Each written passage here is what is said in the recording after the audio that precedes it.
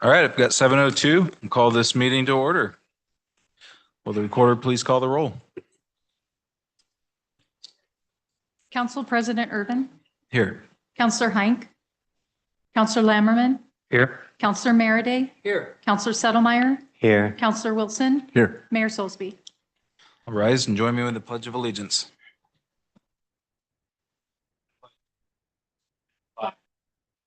States of America. Stand on the nation under God, indivisible, with liberty and justice for all.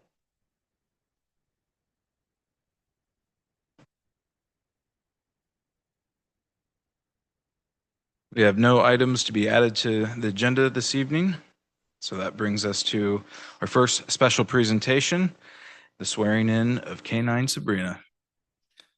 Chief Chase. All right. Thank you, Council President Irvin and city councilors. I just want to say a few words really quick about Sabrina and the organization that donated her to the city of Cottage Grove. She is a 1-year-old golden retriever black lab mix, and she was raised from a puppy to do the work of a comfort dog. And she was donated to us by a nonprofit called Working Dogs Oregon. And Darren Campbell from Working Dogs Oregon is here tonight as we swear in Sabrina and to kind of help us show her off to the community and officially unveil her as our new Comfort Canine. So I do want to say thank you, especially to Darren and his organization, Working Dogs Oregon.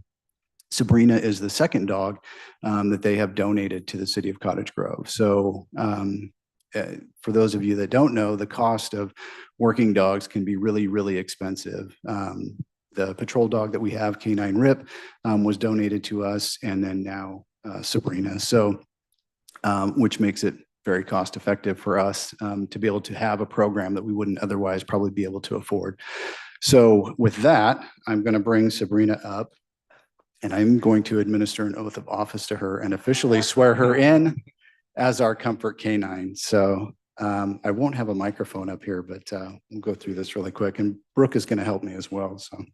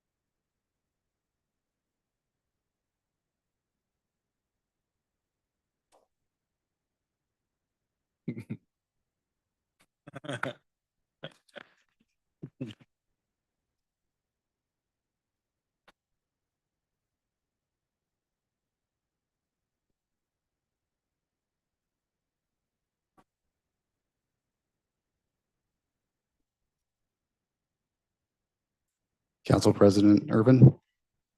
So be it. Yeah. Okay. So she's basically trained to provide just behavioral mental health services to not only the staff, but to the community as well, to help them kind of process traumatic incidents and things like that, but also just to be of an overall general comfort throughout the day. In a job that is very stressful, very exhausting sometimes. It's just something that we can do to kind of relieve the stress and the tension throughout the day and have something to kind of lighten the mood and to kind of just lighten the overall the mood in the police department. So, but she's also trained that if somebody comes into the police department and is having a tough time or has gone through something traumatic, it's also she's somebody that we can bring in and have her kind of sit with them while we're talking to them and working through things with them. So, thank you, Chief. That is her job. So, thank you. All right. Thank you.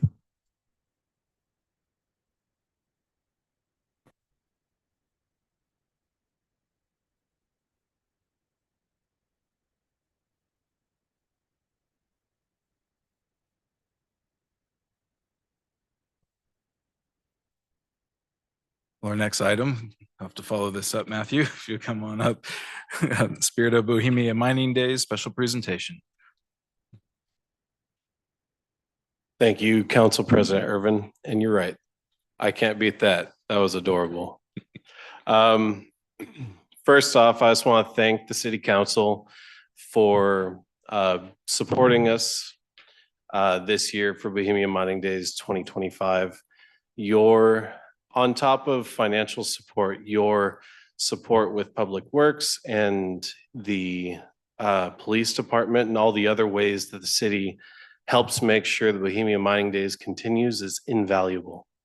And on top of that, I want to make a point to say thank you to all of our volunteers, because really without volunteers, this organization, this festival, and all the good things that are happening in Cottage Grove for the benefit of its community wouldn't be happening. And it's incredible that we live in a place that allows people the opportunity to help and allows families to be able to participate in fun things like Bohemia Mining Days and all the other stuff that goes on around Cottage Grove. A couple of things I just wanted to touch on. Over the past year, we've expanded beyond just a festival. Spirit of Bohemia Mining Days is now a 12-month of the year organization. And with that, we've really expanded into the education side of our town's history and heritage. We started programs this past year like the Future Bohemia City Citizens Program, which is our elementary and middle school age program. Our high school age program, which is the Bohemia City Leaders Program. And then our Bohemia Senior Connections Program, which is where we do outreach at the local senior living facilities and have conversations with folks about times gone by and stuff that they might remember. On top of performing the annual festival, we've really expanded this year as what Bohemia Mining Days is and what it stands for, and we want to continue that as we move forward into next year. And some of your handouts that you guys have received this a little bit earlier just highlight kind of what we're striving for in 2026. We've really expanded our online presence with, making our heritage and history easy and accessible to people across the world. We've looped all of our education programs and initiatives into one title that we're naming the Bohemia Academy. And we're expanding this year to, we're developing a plan to do guided excursions into the mining district so that people that maybe don't have the access to be able to go see these historic sites or can't go on their own for whatever reason can, on one hand, have guided tours with leading experts in the area, like our Marshal Dave Light and others. The festival itself, we feel like this was an incredible year. And again, a huge thank you to the city of Cottage Grove for that, because in all of the years Bohemia Mining Days has been going on, next year it'll be 67 years. This is the first year that the city of Cottage Grove has supported financially. And they've always supported in in-kind ways, but it really made a big difference this year. And we really thank you for that, because without that, we were able to really bring it home for everyone. Bohemia Mining Days is when folks come home. We were able to see around 25,000 people this year, host 90 vendors in Coiner Park, have 16 live music acts, partial and due to the dual stages we had this year and the help of our entertainment coordinator, Bradley Shepard. And through the festival, we were able to establish partnerships with the likes of local industry leaders like Kyle Kishin Construction, who is building our new facade walls. And that's in a partnership with Cascade Home Center, really creating Bohemia City every year in a sustainable way.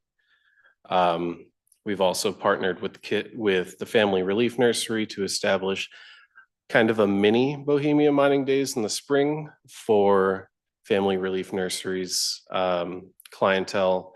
We're titling it Kids Heritage Fair, and we're hoping that will also be an annual event for us, as well as a bunch of other things we're doing in regard to history preservation, preserving the area out there in the mining district and really highlighting Cottage Grove as a whole. And we just, once again, thank you so much from the bottom of my heart. At this moment, I would like to present an award to the City Council.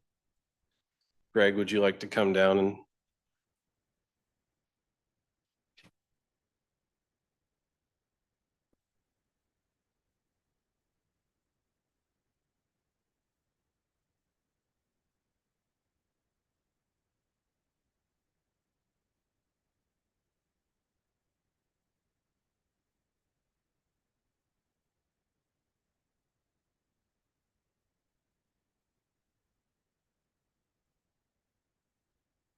I wanted you all to see it really quick before I explained the concept of the certificate, and then I'll step down.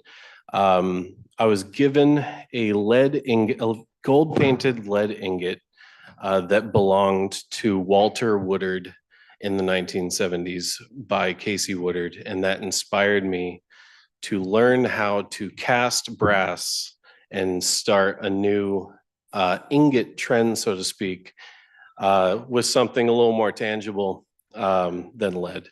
But the certificate itself is inspired by a certificate that was given to me by Deborah Monsiv to highlight the Sunrise Mining Company, which was a local mining company up in the mining district. I just wanted to give a little context there, but once again, thank you so much. Matthew, we just want to acknowledge you. There is an army behind you, a very important supports, but you've stepped into this role of the figurehead, of the champion of this event, and you've done an absolutely fantastic job. You're so involved.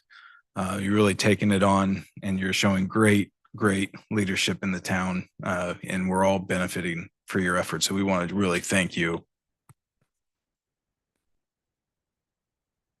Thank you very, very much. Absolutely. Till next one. I'm looking forward to this coming year.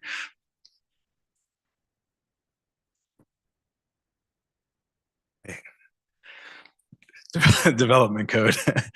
Man, getting tougher and tougher to follow these. But Senior Planner Lenny Crow, please take us through the process for updating the development code. Thank you, Council President. President, councilors, I can promise you I will not top either of those, so bear with me.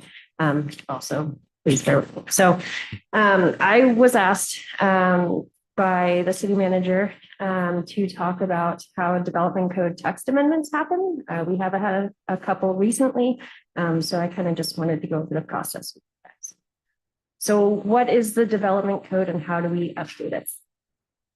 So ORS 227215 allows for the city to adopt an ordinance requiring that whatever land development is undertaken in the city comply with the requirements of the ordinance and be undertaken only in compliance with the terms of a development permit. This ordinance is our development code, which is Title 14 in the Cottage Grove Municipal Code. The development code is separated into 6 divisions: introduction, land use districts, community design standards, administration of land use and development, exceptions to code standards, and map amendments and code interpretations. So what drives the changes to the development code? Well, most often it is driven by changing state law. As the council has already seen this year, the 3 different development code text amendments that were heard and approved came from the need for compliance with current state and federal law. These driving factors can also be other things, the need for compliance with housing laws, historical preservation updates, erosion prevention standards, etc. The changes can also come from the direction of council, such as clarifications on what types of decorative windows count towards articulation in the residential architectural design standards. That was filed DCTA 508, or that allowed temporary food carts, and that was filed DCTA 2-40. Lastly, development code text amendments can also be used to correct Scrivener errors. With whatever the direction came from, the development code text amendments must also be compliant with current building codes. So let's talk about the process. Development code text amendments are policy decisions made by City Council and are reviewed using the Type 4 land use review process. We will go into these in more depth in a second, but the steps for a development code text amendment start with direction being given.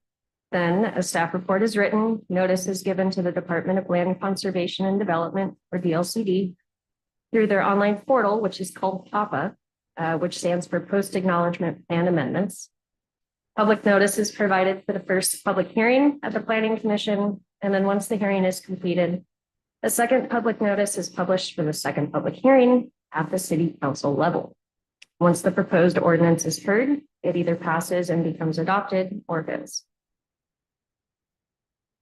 Once direction is received, staff writes the staff report. This staff report details the proposed changes and makes findings. These findings are based upon the criteria in our development code, which include ensuring the proposal is consistent with the appropriate 19 statewide planning goals and our comprehensive plan. And the property in affected area is presently or could be provided with adequate public facilities, services, and transportation networks. Once the staff report is written, staff uploads it to DLCD's online portal, PAPA. Basically, the state told cities and counties to prepare comprehensive land use plans and zoning ordinances through Senate Bill 10, of which they reviewed and quote unquote acknowledged or approved, and any amendments must go through a compliance check with the state. This has to be submitted to PAPA at least 45 days before the first public hearing. Public notice comes in two different forms, a written notice and a newspaper notice. There are two types of paper notices. The first is where it's a text amendment that does not impact specific property owners of the zoning, like the adjustments and the type 2 development amendments that were heard earlier this year. These paper notices are placed both in City Hall and the community center, providing notice to the general public. The second type of paper notice must be sent to all property owners that may be impacted, like we did for Pickup, the pre-implementation compliance measures. This is considered a Measure 56 notice, and it requires that it state, quote, this is a notice of a proposed land use regulation that may affect the permissible uses of your property and other properties, end quote. These notices are also posted on the bulletin boards. Both of these notices must be published or sent out at least 20 days, but not more than 40 days before the date of the first hearing. The language for the paper public notice is used for the newspaper ad, which must be published at least 10 days before the scheduled planning commission public hearing date. The public hearing is conducted, providing an opportunity for staff to present the staff report and for the public to provide testimony. The planning commission votes to send a recommendation to city council to either approve or deny the proposed amendments. And just for everyone's knowledge, the planning commission meets for a work session on the second Wednesday of the month, and the public hearing is scheduled for the third Wednesday of the month. While not required, we provide a paper public hearing notice for the city council public hearing as well, sent out 14 days in advance. This is in addition to the newspaper ad for the second hearing, which also must be placed in circulation at least 14 days in advance of that second. The conduct of the hearing is the same format as the planning commission, which again provides the opportunity for staff report to be presented, public testimony can be given, and the recommendation from the planning commission is heard. At the time ordinances and resolutions are heard, a first vote for the approval or denial of the development code text amendments will be taken.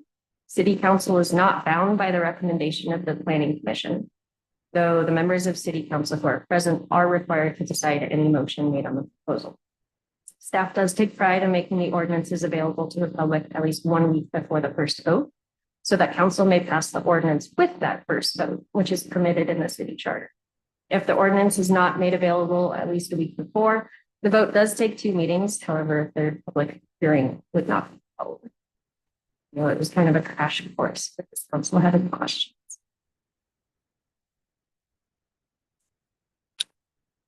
Yes. Um, So the parties that are responsible for reviewing and ultimately passing through their process on any code change and under Title 14, that would be certainly the city staff, then the planning commission, then DLCD. Was that? Is it? Council And then President, so technically DLCD will get the notice first. They have the longest requirement. So it'll go to them. Any issues would be raised, would come back to me or the staff to write and revise the staff report. The staff report for development code text amendments also goes through our city attorney. It is voted on by the planning commission and then finally voted on by city. And DLCD's role is essentially to enforce the land use goals at the state level, or to ensure that whatever these changes being proposed are in line with them. Is that accurate? Okay.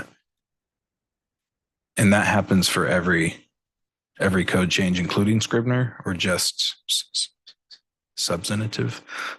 So, So everything. You still have to get notice and what's their typical turnaround time?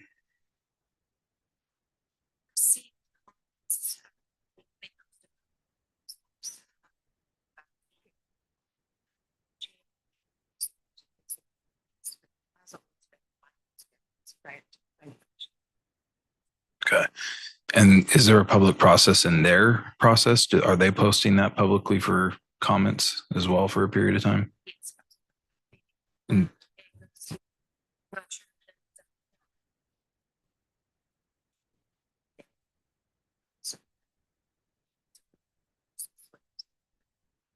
so presumably some paper Statesman's Journal or something like that out of Salem, or?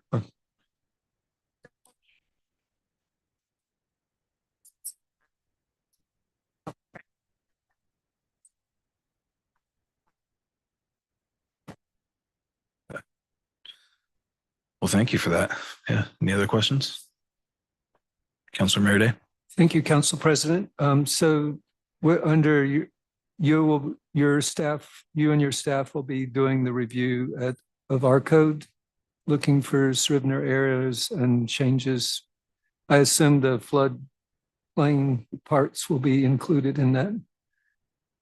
Yes, Councilor Meriden. So our staff and our city attorney do have a running list of code amendments that need to get done, whether it's inconsistencies or Scrivener's errors or the updates that we are getting again from the floodplain code. We do have a running list and do try to group all the Scrivener's errors in one. Right? So we're not bringing forward 6 different text amendments to you, but we do have a running list.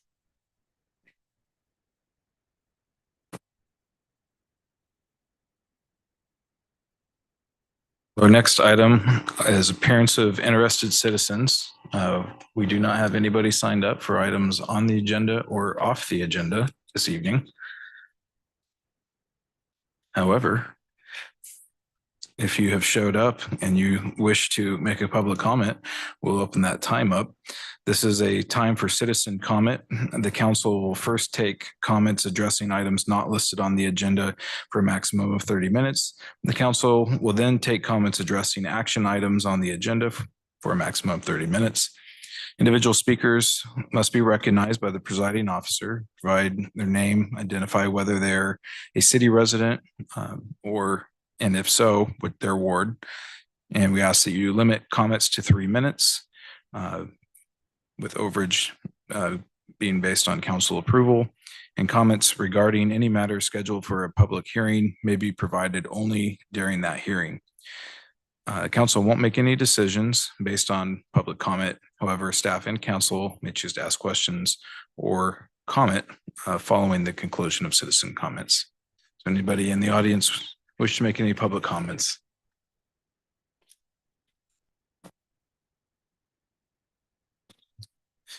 Seeing none.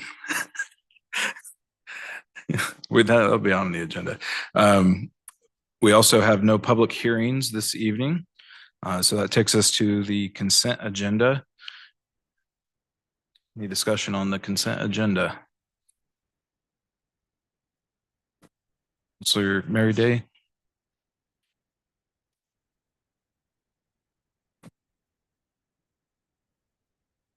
Thank you, Council President. I would just like to point out that included in the consent agenda is a resolution reestablishing the Youth Advisory Council. And want to commend all the people that were connected in that work. Thank you. Counselor Wilson? Hitting on the same subject, there was, I know, a little bit of minor language change to previous Youth Advisory Council resolution, and that's why there's a repealing of the old resolution and a reestablishing a new resolution. There was some minor language changes. One second. I think we might have a Mhm. point on the matter. Excuse me, Council President. If council wants to discuss the actual Bring it out. resolution that's on the consent agenda, should be a motion to remove it from the consent agenda, and that would be placed later on in the agenda for discussion. I would entertain a motion to discuss it. There's an element that I'd also like to discuss. I move that we remove the resolution for establishing the Youth Advisory Council representative position as an agenda item as opposed to part of the consent agenda. Second, we have a motion and a second. All in favor signify by saying aye. Aye. Any opposed? All right, so the resolution for the Youth Advisory Council item will be moved to item 12, items removed from the consent agenda.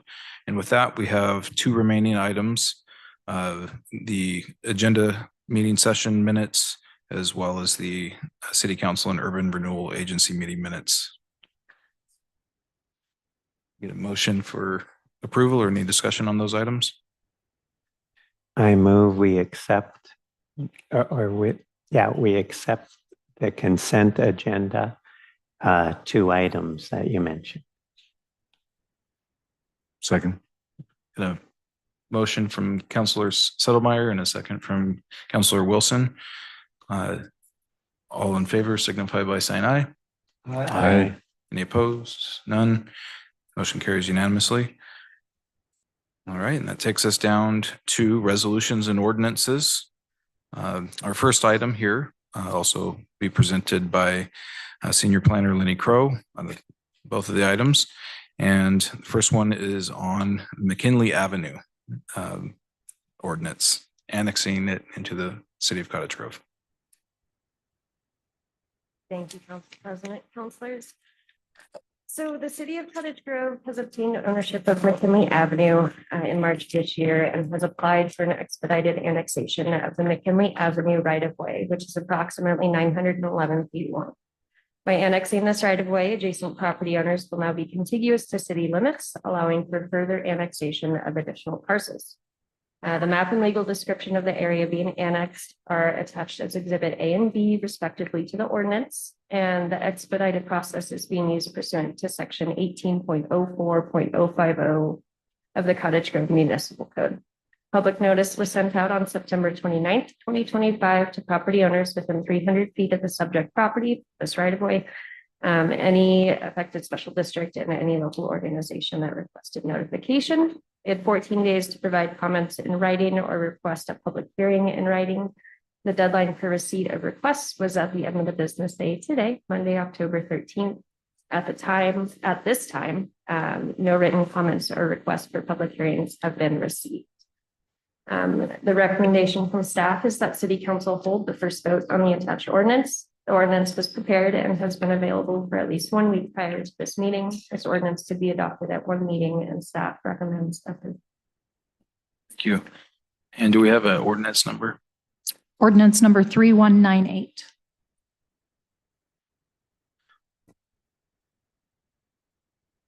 Would you like to make a motion and we'll follow with discussion?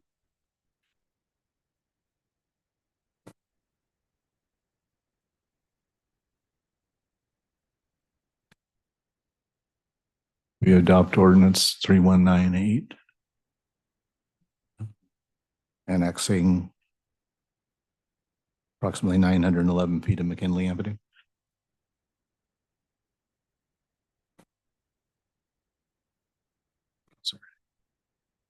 We have a motion from Counselor Wilson, second from Counselor Merryday.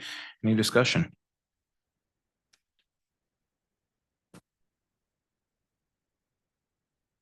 Seeing none, will the recorder please call the roll? Counselor Lammerman, Aye. Counselor Merriday, Aye. Counselor Settlemyre, Aye. Council President Irvin, Aye. Counselor Wilson, Aye. Motion carries unanimously. Our next ordinance is on the annexation of a portion of Highway 99. Senior Planner Lenny Crow. So, City of Cottage Grove and the Oregon Department of Transportation have applied for annexation of a section of Highway 99, approximately 5,050 feet in length to the City of Cottage Grove city limits.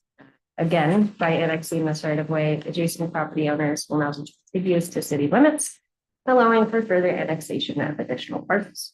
Map and legal description of the area being annexed are attached as Exhibit A and B respectively to the ordinance, and the expedited process is being used pursuant to Section 18.04.050 of the Cottage Grove Municipal Code. Public notice was sent on September 29th, 2025 to property owners within 300 feet of the subject property, any affected special district, and any local organization that requested notification of proposed annexation. They had 14 days to provide comments in writing or request a public hearing in writing. The deadline for receipt of requests was also the end of the business day today, Monday, October 13th. At this time, no written comments or requests for public hearings have been received. Staff's recommendation is that the City Council hold the first vote on the attached ordinance. The ordinance was prepared and has been available for at least 1 week prior to this meeting. This ordinance could be adopted at one meeting, and staff recommends approval.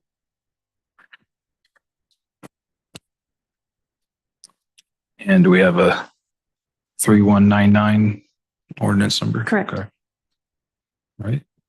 Would anybody like to make a motion?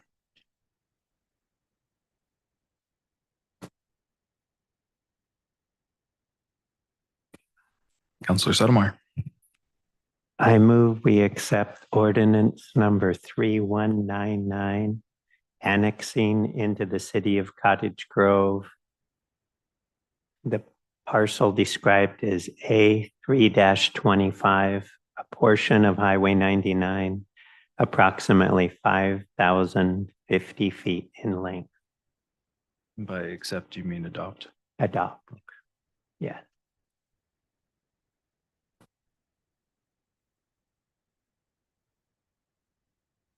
Motion by Counselor Settlemyre and a second by Counselor Merryday. Any discussion? Counselor Lammerman. So just to understand this, Council President, Council, thank you. Just to understand this properly, we're not actually taking ownership of the roadway, right? This is just the easement. Council President, Councilor Limmerman, no, we are not taking ownership of this portion of Highway 99. That portion of Highway 99 is only getting into city limits. But this allows those adjacent properties to now touch city limits so they can come in. So no ownership is being transferred to us. Okay, thank you. Thank you. Any further discussion? Counselor Settlemyre.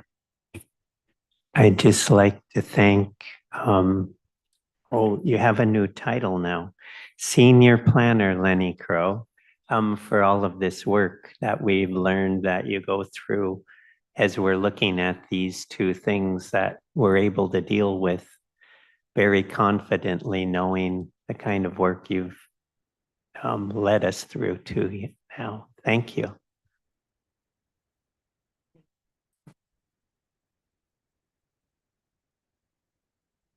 The recorder, please call the roll. Counselor Wilson, Aye. Counselor Settlemyre, Aye. Counselor Lammerman, Aye. Council President Irvin, Aye. Counselor Merity. Aye. Ordinance passes unanimously.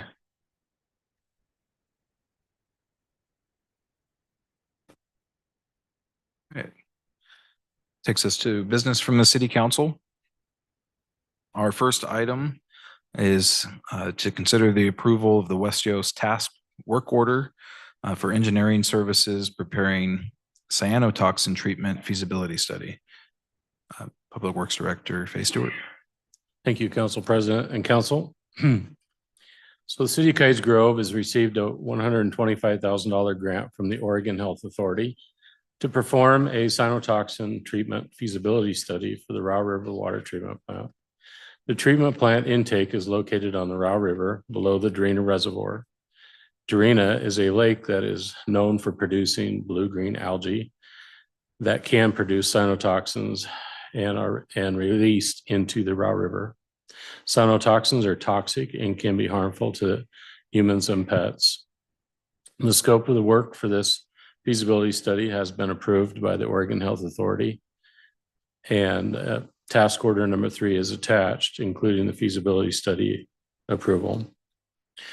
So the recommendation is City Council move to approve task order number 3 for the proposal from West Yost for engineering services and to perform the cyanotoxin treatment feasibility study for $125,000 and authorize the city manager to sign the task order.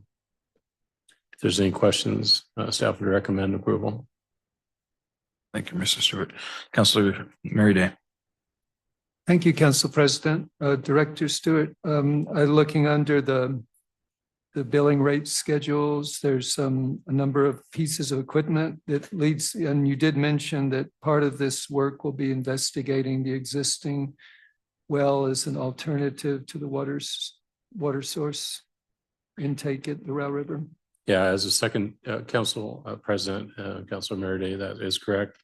Part of this feasibility study is to do an assessment of the groundwater well that we currently have over at the treatment plant to see if it's feasible. I don't believe that they'll use any equipment. They'll probably do like a pump test or that to monitor and see what, it can produce and also rely on past history. The city did use that well in the past, and it just hasn't for many, many years. I believe when the discussion to replace the upstream water placement, they were considering using wells as a supplement, and they found they didn't draw enough to completely supplant the Bryce Creek system, correct? Council President, Councilor Merriday, that is my understanding that there was an analysis done of the existing groundwater well. I believe that it carries a 2 million gallon a day projected amount that it flows, but it was far from that actual flow. And so that required the city to look for an alternative, which was chosen to just do a regular intake right out of the river.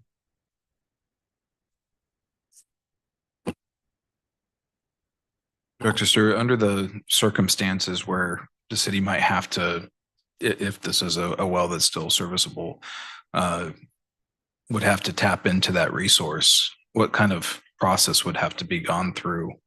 Could it, if it's shown to be viable, and would it need to have a pump installed, or is there equipment already kind of in place and it's just kind of testing that system, or what would be involved in getting that online? Councilor Irvin, it's my understanding there is a pump that still exists in the well, but I don't believe that it's been operated for many years. So there need to be some analysis of the present well. Again, the feasibility study would probably make a recommendation as to what it would take to utilize that well as a backup for drinking water. It is possible that there could be some other recommendations to enhance the flow of that well by injection of water from our treatment plant into that aquifer to build up the aquifer to produce more water. Those are all things that would be a result of the study. Thank you, Mr. Stewart. All right, we have a motion presented here. Would you like to make that motion? Counselor Wilson. I move approval of West Yost Task Order number 3 to perform a cyanotoxin treatment feasibility study for the Row River Water Treatment Plant Facility. A second. All right, we have a motion from Counselor Wilson, a second by Counselor Lammerman. All in favor signify by saying aye. Aye. Aye. Any opposed? Motion passes unanimously.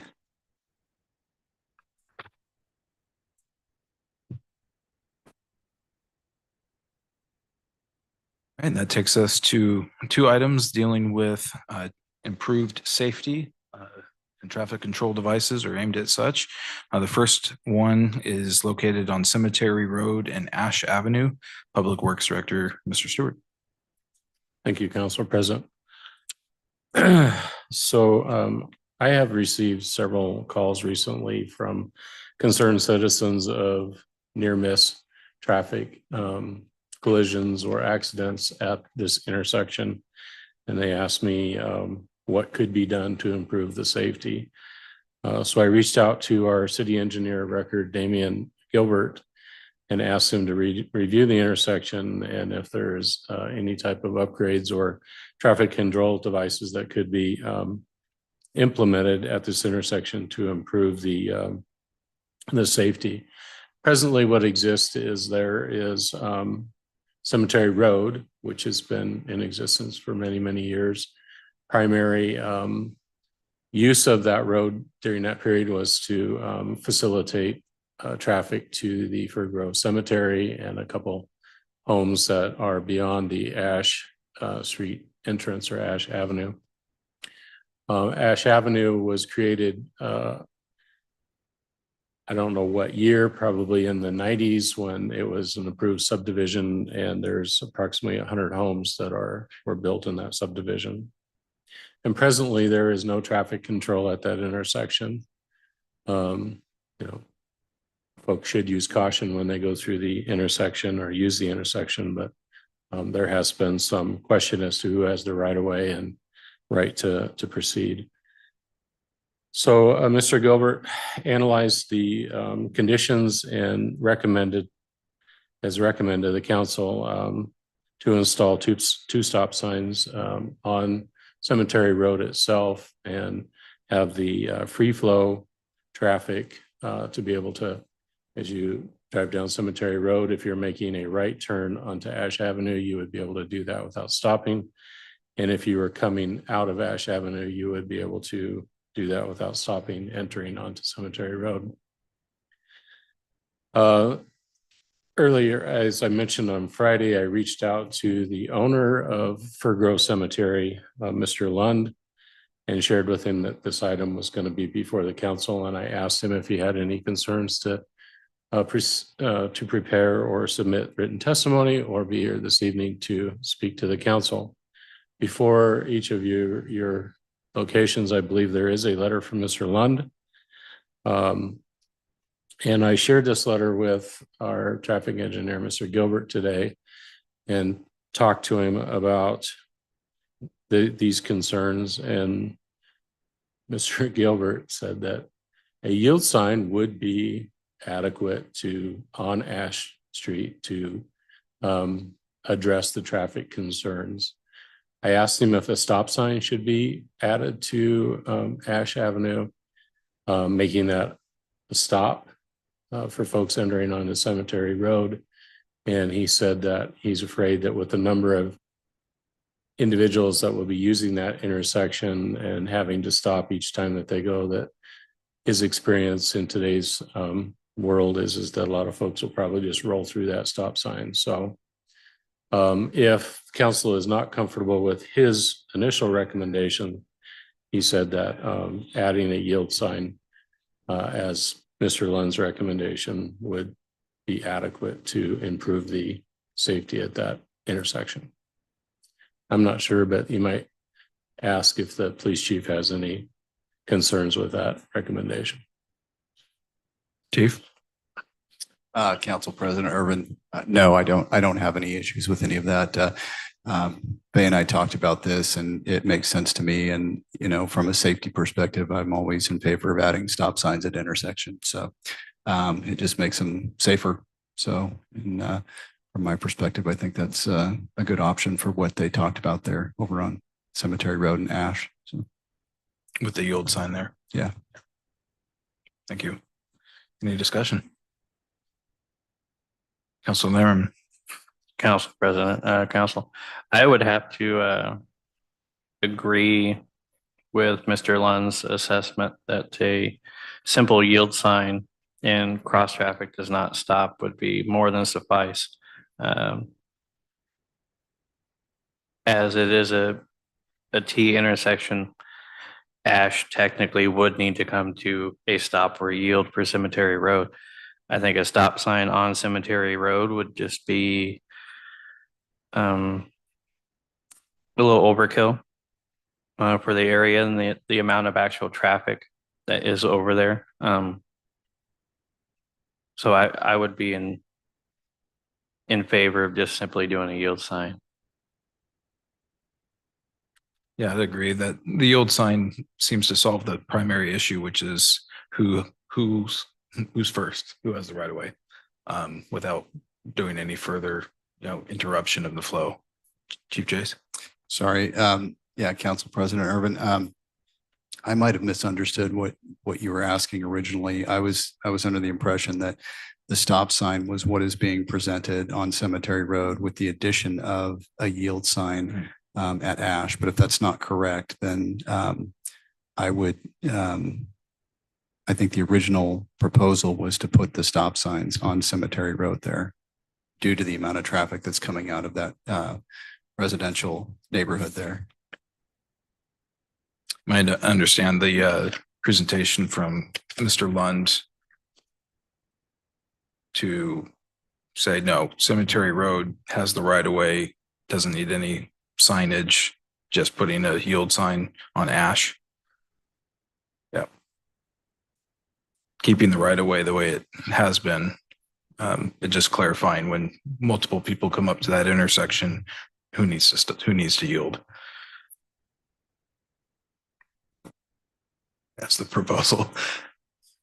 Councilor Wilson. Yeah, basically what it looks to me like is it's just a visual reminder to the people coming off of Ash and entering a free-flowing road of Cemetery Road that look up, don't just roll through it without paying attention to that there may be cross traffic on Cemetery Road. There's not a great deal of cross traffic on Cemetery Road, but it's still a need for awareness more than anything. And I think the yield sign would be adequate for that. Again, with the addition of the cross traffic doesn't stop. So again, a further just awareness measure. Councilor Sotomayor. My understanding is more stop signs are good.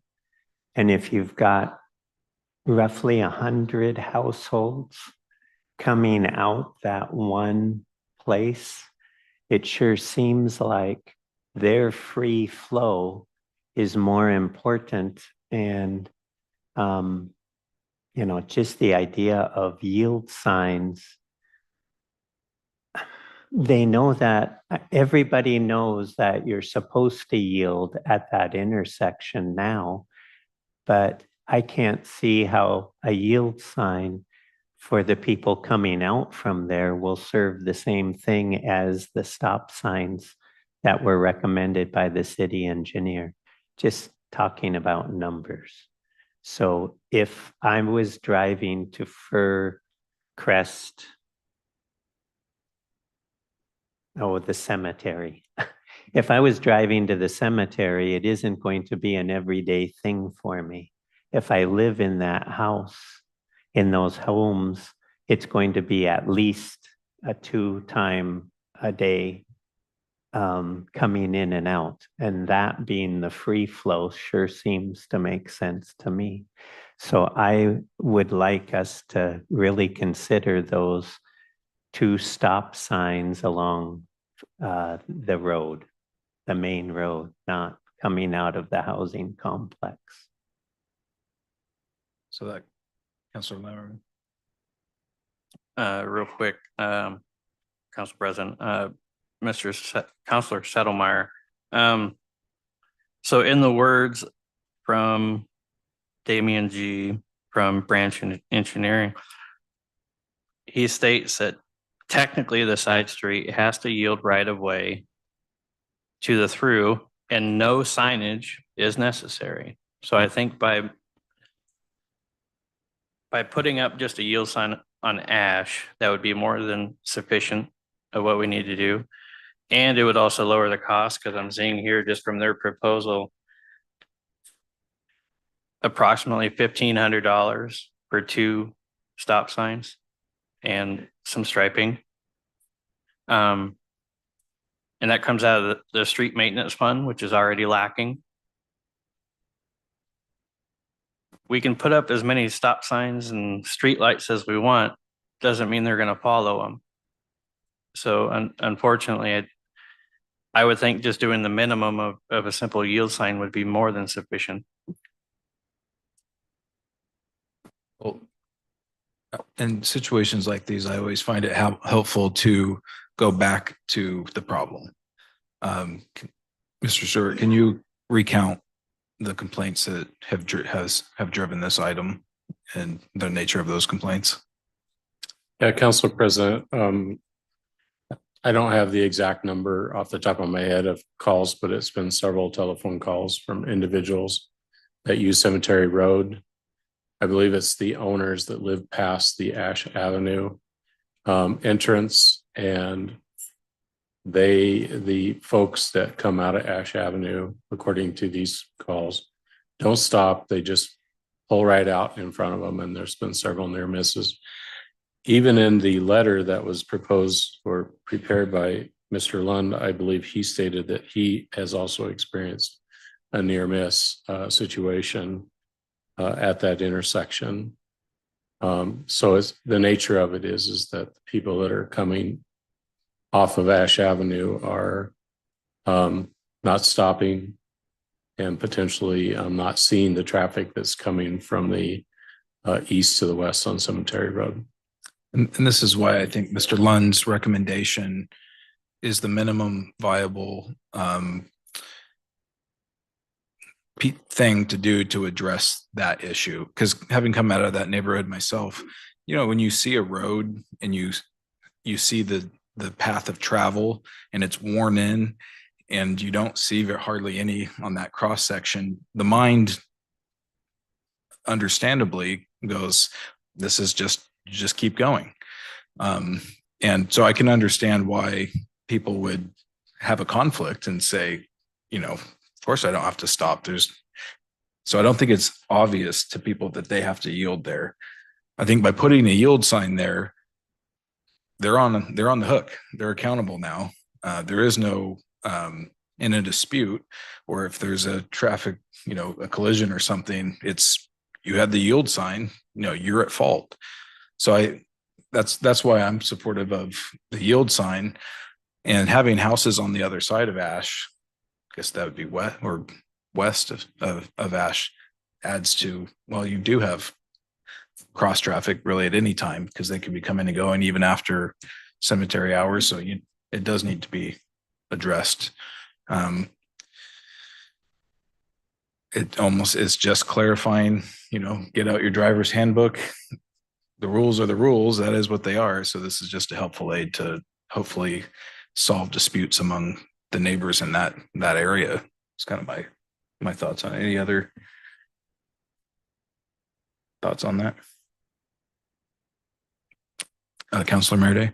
It seems one of Mr. Lund's primary objections is that the funeral would have to, each member of the funeral party would have to stop at a stop sign there. I think he mentions preserving the dignity of the funeral procession. I don't know if you could make an exception for funerals or if that would be counterintuitive and with the signage, but that seemed to be one of his concerns. That was one of the things I wasn't sure of. Do you have to have a police escort to blow stop signs in a funeral procession? Yeah, I mean, if you're not going to follow the traffic control devices, then yeah, you could potentially be cited for that. But I think if you're talking about just in the circumstances of a funeral procession, there's things that they could do. We do have our special event permits and things like that. We have that permitting process, and so we can grant access to, to be able to travel through there with certain precautions, right? So it would mean somebody would either be there from the funeral home or whatever to provide some sort of traffic control while the procession goes through, or if our staffing allowed, which it generally doesn't, but we could assist if needed. But again, I just go back to what's the safest. And if we're getting those complaints and we're hearing that from the residents over there, there's, where there's smoke, there's fire. There's generally a concern that safety is an issue over there. So I would just go back to, my recommendation that, the yield sign does very little other than just put a sign up and tell you to do what you're already supposed to do.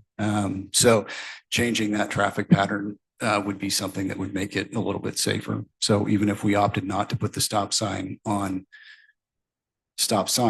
on Cemetery and put a stop sign in lieu of a yield sign on Ash, but then the people coming out of subdivision are going to have to come to a complete stop before they proceed onto Cemetery Road. And if you drive around town, that's not really all that uncommon when you come to a road that, like what they were talking about there, where you're going to have to yield to that oncoming traffic anyway. So this is just telling you to come to a stop before you pull out onto Cemetery Road. It's no different than if you come down to the bottom of the hill on M and you're going to make a left or right turn onto Main Street.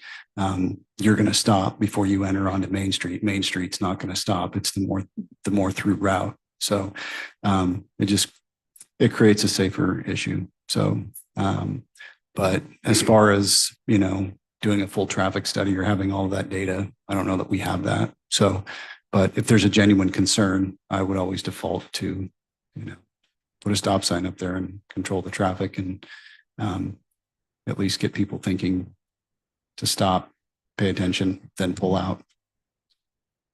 Thank you. Councilor Settlemyre. I just got to go to the math again. 2 houses beyond, more than 70 homes turning. It just seems like the stop signs belong on Cemetery Road. I know it kind of seems like some money, but we've, in the nature, just dealing with what makes the most sense to me there, it's let the people drive that and in a safe manner. And those stop signs would encumber people a whole lot less as far as our population that we serve.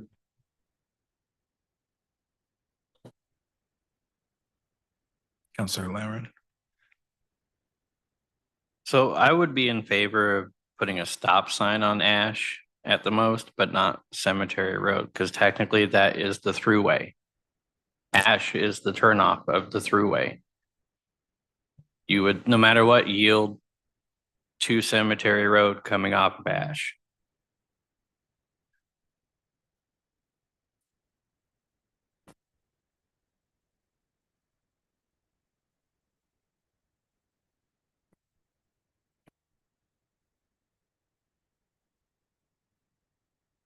Director Councilor- Stewart. Councilor Irvin, I'm certainly not here trying to lobby a decision, but I would point out that we have a very similar situation on Douglas Street and Ostrander. I think you might be maybe Councilor Meriday was on the council too. We had a similar situation. It was unclear as to which moving action had the right of way, and it was determined by Mr. Gilbert that Ostrander coming into Douglas, heading south, was the most used through traffic, and that was the traffic that was free flowing. If you're headed north on Douglas, if you're not turning onto Ostrander with the flow of the traffic, you were to stop and then have clear right of way to continue straight on to Douglas. So there is an example in our city of this same proposal in a different location. So I would, I appreciate the chief's perspective on this, and I'm certainly not in that position. I would certainly go with the minimum with a yield sign, but I understand that safety is one of those responsibilities, and I, for one, don't like having to do a stop sign when it doesn't feel necessary. And I take the point of Councilor Settlemeyer that, you've got a whole bunch of people back there, and to add an additional stop when almost never is there anybody coming will feel like an arbitrary infringement on their freedom of movement. And so if there is to be a stop sign, I could see it being where the fewest or most infrequent flow of traffic comes from. And that sounds like that would be from eastbound on Cemetery Road.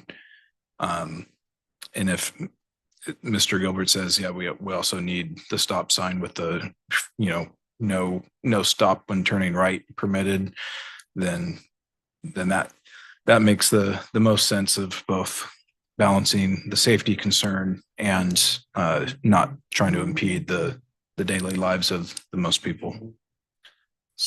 I'm seeing it. Councilor Lammerman. Council President, my only issue with that proposal in itself of putting any traffic control devices on Cemetery Road and not putting one on Ash is if you put one on the westbound side of that intersection heading east, that does nothing for the traffic coming out of Ash onto Cemetery and the people heading west on Cemetery. You still have that issue. I don't design roads for a living, but I think the smartest course of action would simply be put a stop sign on Ash. That would solve everyone's issues because you're causing that traffic from that neighborhood to come to a stop before entering Cemetery Road.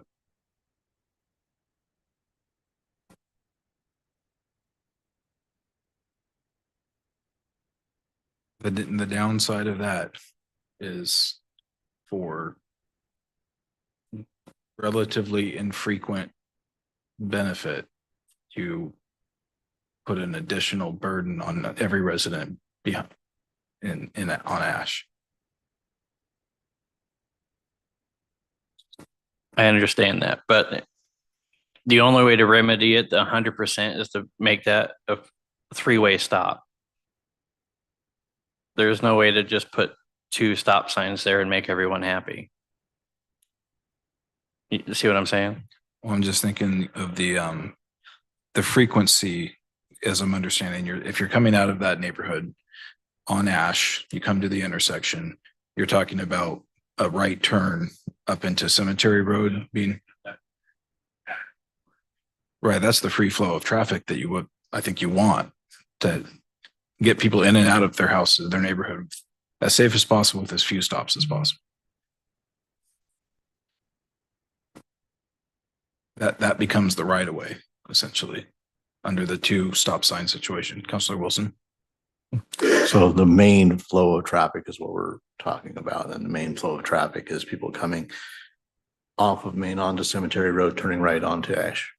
That's their coming into the neighborhood. And vice versa. And vice versa, coming back out of the neighborhood.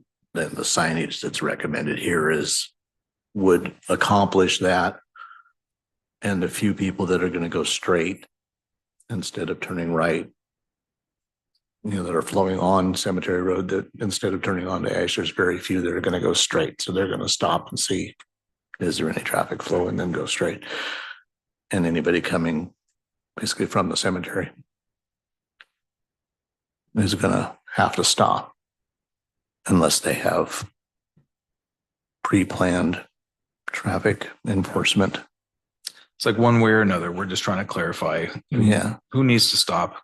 yeah. How do The we get main, along the on the main road? vast majority, 90+% of the traffic flow comes off of Ash and free Yep. flows onto, at this point, free flows with no.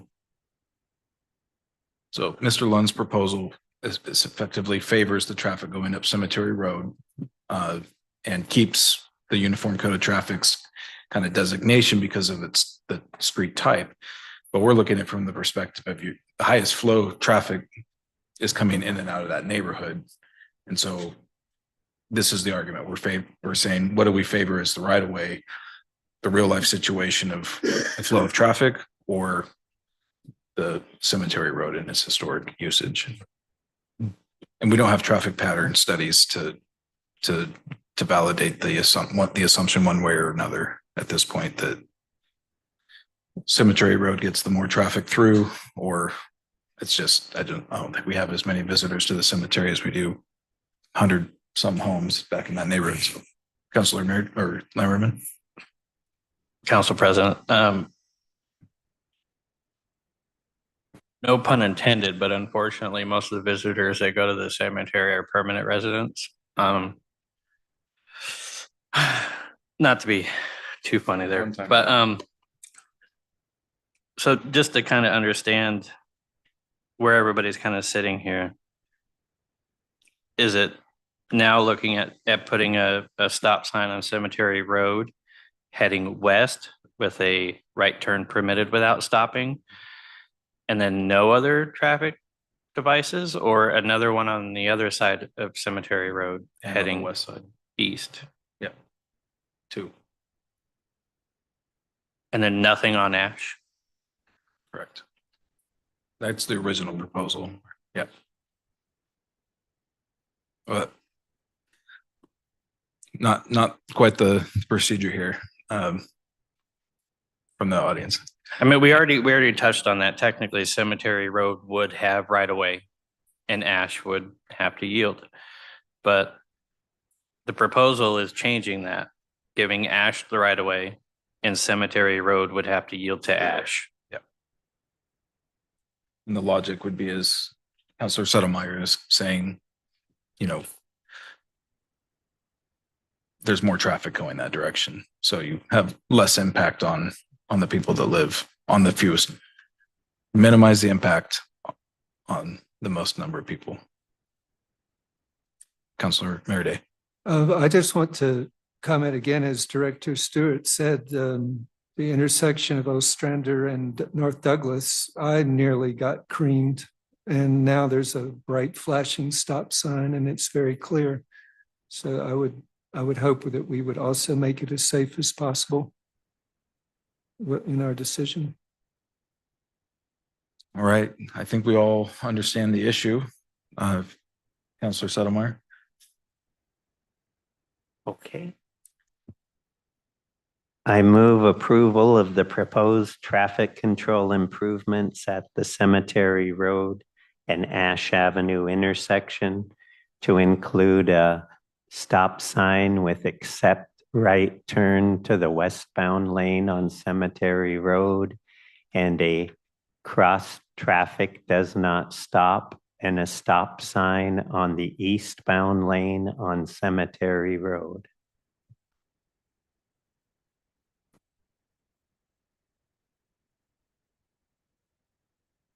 Councilor Meriday. All right. So we have a motion by Councilor Settlemeyer, a second by Councilor Meriday. Any further discussion?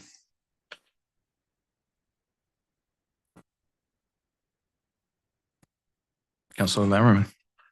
I just gotta, I mean, it'll come out during the vote portion, but I simply just gotta say, I think this is going a little bit above and beyond in what's needed. And I I still think we can spend a little less than $1,500 just simply putting a yield sign on Ash, but that's my opinion.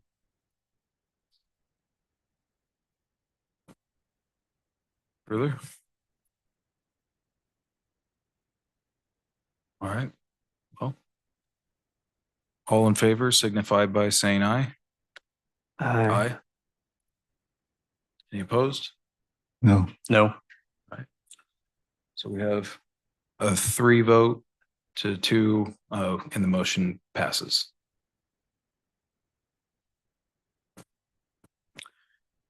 And if things aren't working the way they ought to, they can be changed. But we are trying to improve the safety in that intersection. Another intersection that we have maybe more agreement on is the intersection of 6th Street, South 6th Street and Adams. Public Works Director Fay Stewart. Thank you, Counselor. So once again, the intersection at Adams and 6th Street has been an intersection that in my tenure here for 8 years has been generally called to my attention multiple times per year with concerns of the ability to see properly to make that intersection safely. Generally for the folks that are traveling east on Adams when they come to the intersection at 6th Street, it's very, very hard to see traffic or any activity that's coming from the south headed north on 6th Street. Generally in the past, we tried to work with the property owner there on that southwest corner to maintain the vegetation and the trees that are there to maintain the site vision clearance. The challenge has been that even with the trees and the vegetation trimmed to meet our nuisance code requirements, there's still a challenge because of the people that park there. So between the cars parked there and the remaining vegetation, it still becomes very, very difficult to see cars coming down 6th Street. So I asked Mr. Gilbert to analyze that intersection, and he applied the Uniform Traffic Code to it. He did actually do traffic counts. He did not find that the traffic counts warranted a 4-way stop there. That being said, that he did agree that there is vision clearance issues at that intersection, which makes the intersection less than safe to navigate.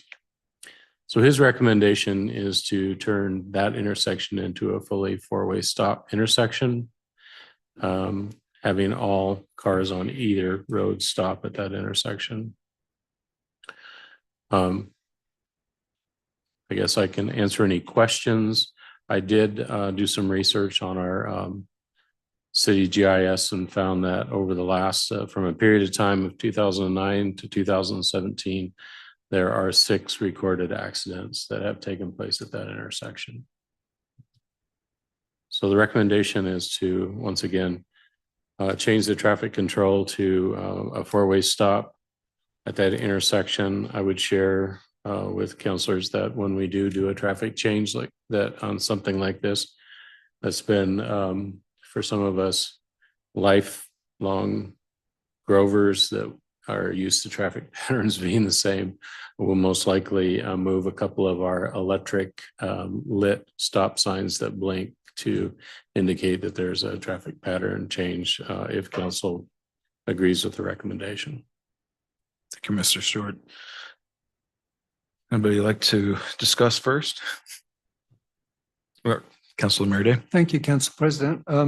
As a resident of Adams Avenue, I can attest to the difficulty, and it is primarily, I find, the vehicles parked that make it extremely difficult. You really just have to grit your teeth and ease out until you can see. And I also would like to point out that there's between Cascade, the Coast Fork Brewing, the Flower Basket, there's an awful lot of foot traffic in there. So, and then you've got the credit union and the beauty salon. So it's a very congested area with foot traffic. So that would also aid the pedestrians if we have a four-way stop there.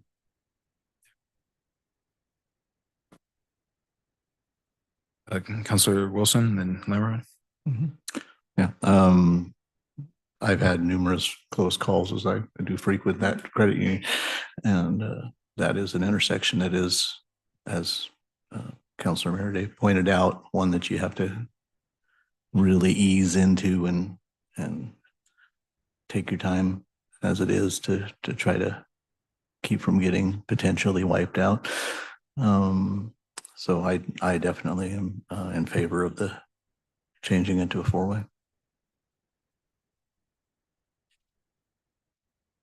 Council President, Council, Mr. Stewart, you said there was some previous discussion on trying to abate the overgrowing bushes and trees and whatnot. Is there anything that's still going to be done or pushed for to kind of remedy that? Because when I went through the intersection, that was the only issue I had, was looking south, was these giant bushes right there on the corner. I didn't have any issue with the cars or buildings or anything there. Is there anything we can do, or is there something being done to help mitigate that? Council President, Councilor Lammerman, I would just share with you that each year when I was overseeing the planning and development department, there was generally a notice that was sent for nuisance abatement for that intersection.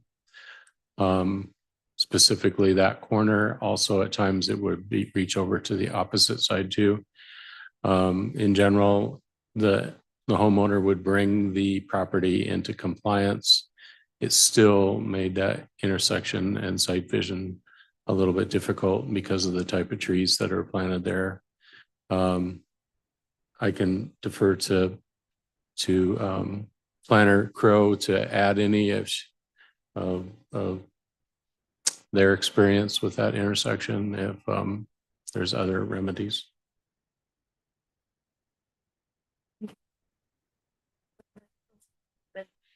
So in my time doing code enforcement, I typically had at least a letter, if not two, per year for that corner. This year, I can say with confidence at least one has already been sent out, starting the nuisance abatement process, but it was taken care of within the time frame. Unfortunately, obviously, the grass grew back, but we are complaint based, and so we have had complaints about that corner every year since I've been here. Counselor Sotomayor. And I have kind of two kinds of vehicles I drive. I have a van that lets me sit up kind of high, and I can see over the cars at those intersections. If I sit in either one of my other cars, it puts me at a little different vantage point. If you look at the picture that we were offered, it's pretty obvious if there's a car parked in the correct place there, that if you're at a low vantage point, which two of my vehicles put me at, it would be very difficult to see the car that's even parked on the other side of the road there. If I was able to look over the top of cars, like my van allows me to do, then I can see it better. But I agree with other people who have come from Adams and tried to monitor that intersection. When I'm riding my bike, I'm glad I have lots of options when I go into that intersection and stop and take a look and take my time.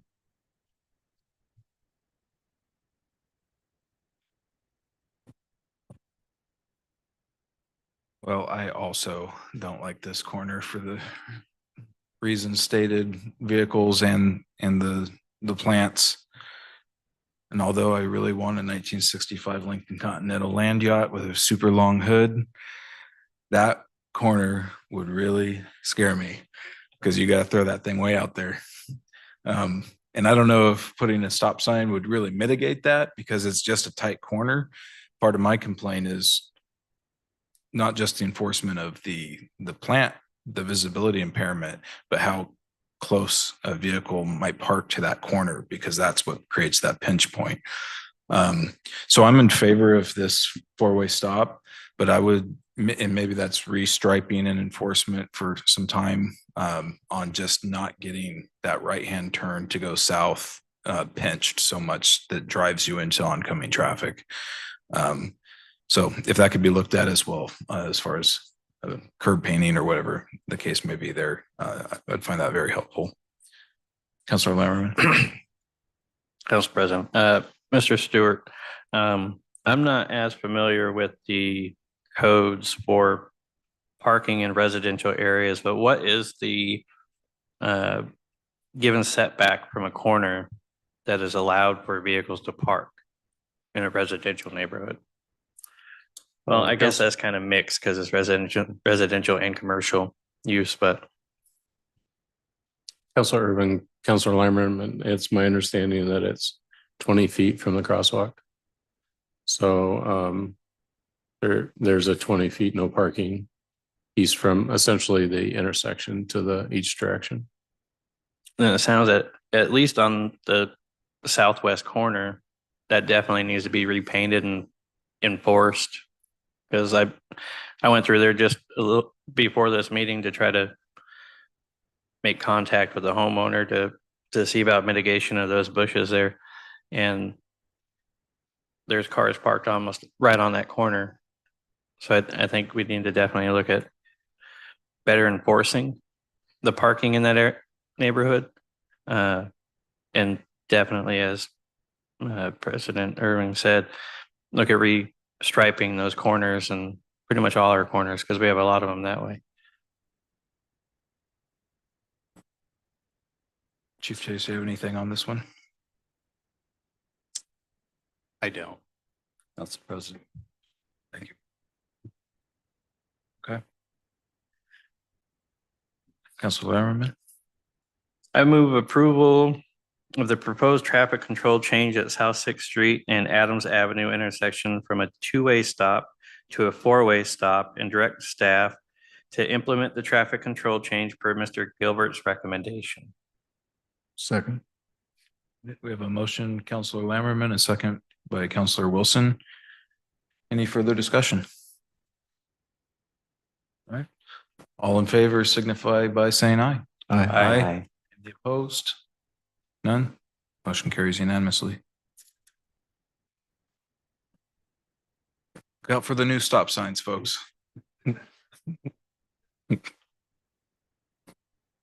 All right, it takes us to concerns of council.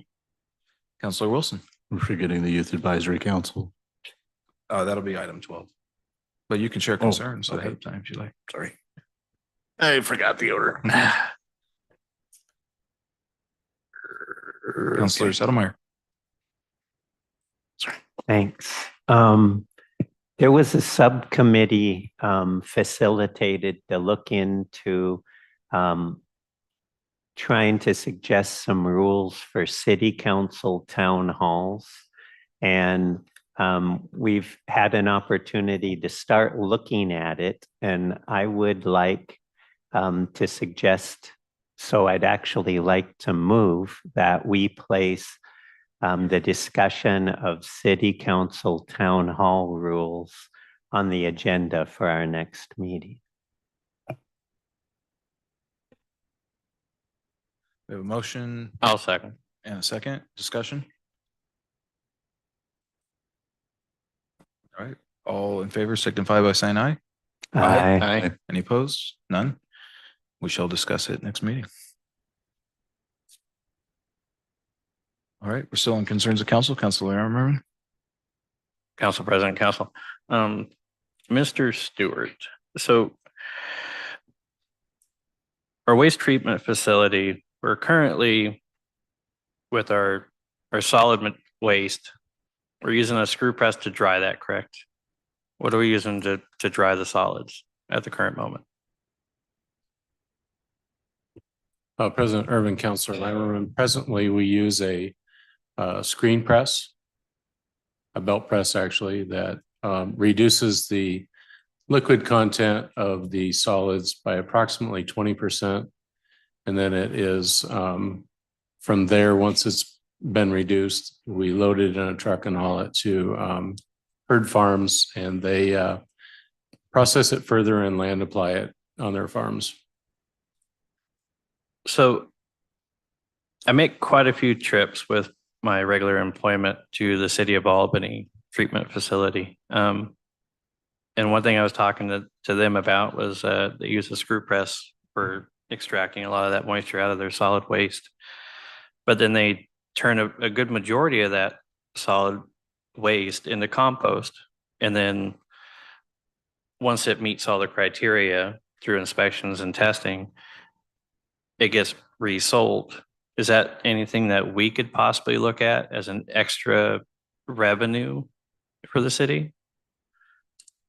Yeah, Councilor Lammerman, it just so happens that our signing supervisor for the city of Cottage Grove, our level 4 treatment operator, we contract with the superintendent for the city of Albany. So we have discussed that as an option. He shared with us the amount that it cost to create the drying beds and to create that product. In fact, he's actually offered to send us a truckload of it on a backhaul for us to look at and see if that method would work for us.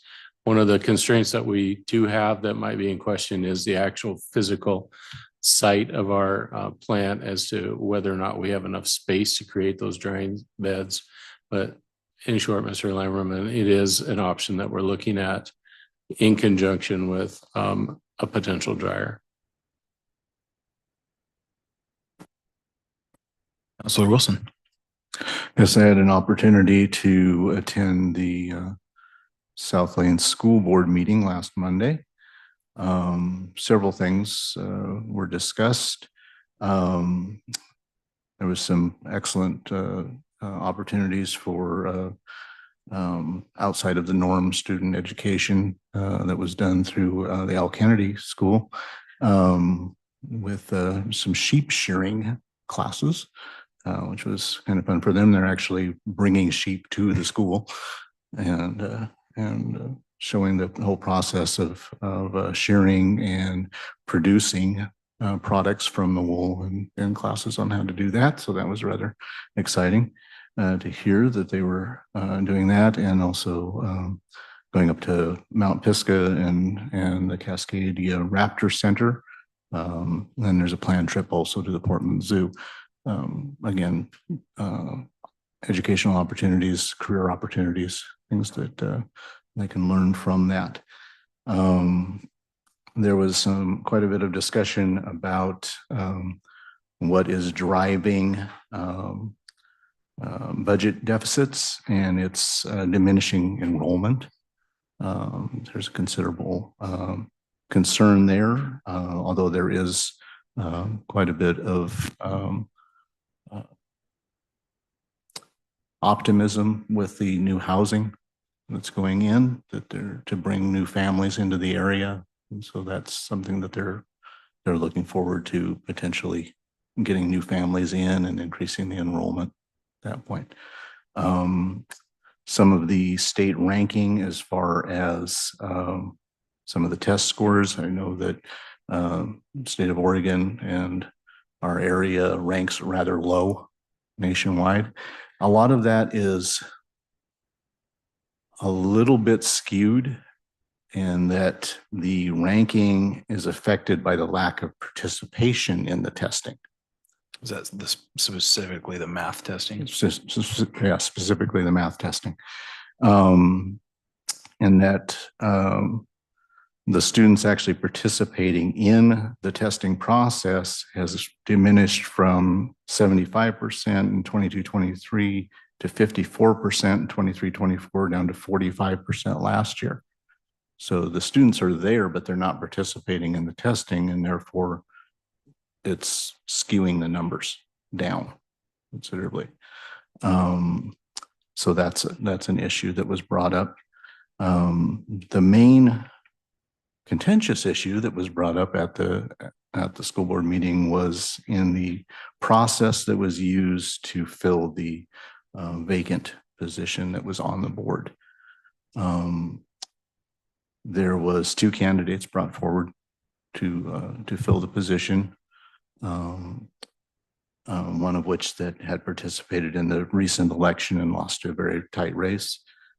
3 of the sitting board members were backing that candidate. And the other 3 were backing another candidate. The first candidate mentioned would be Mr. Leffler. The second candidate was Karen Zeller.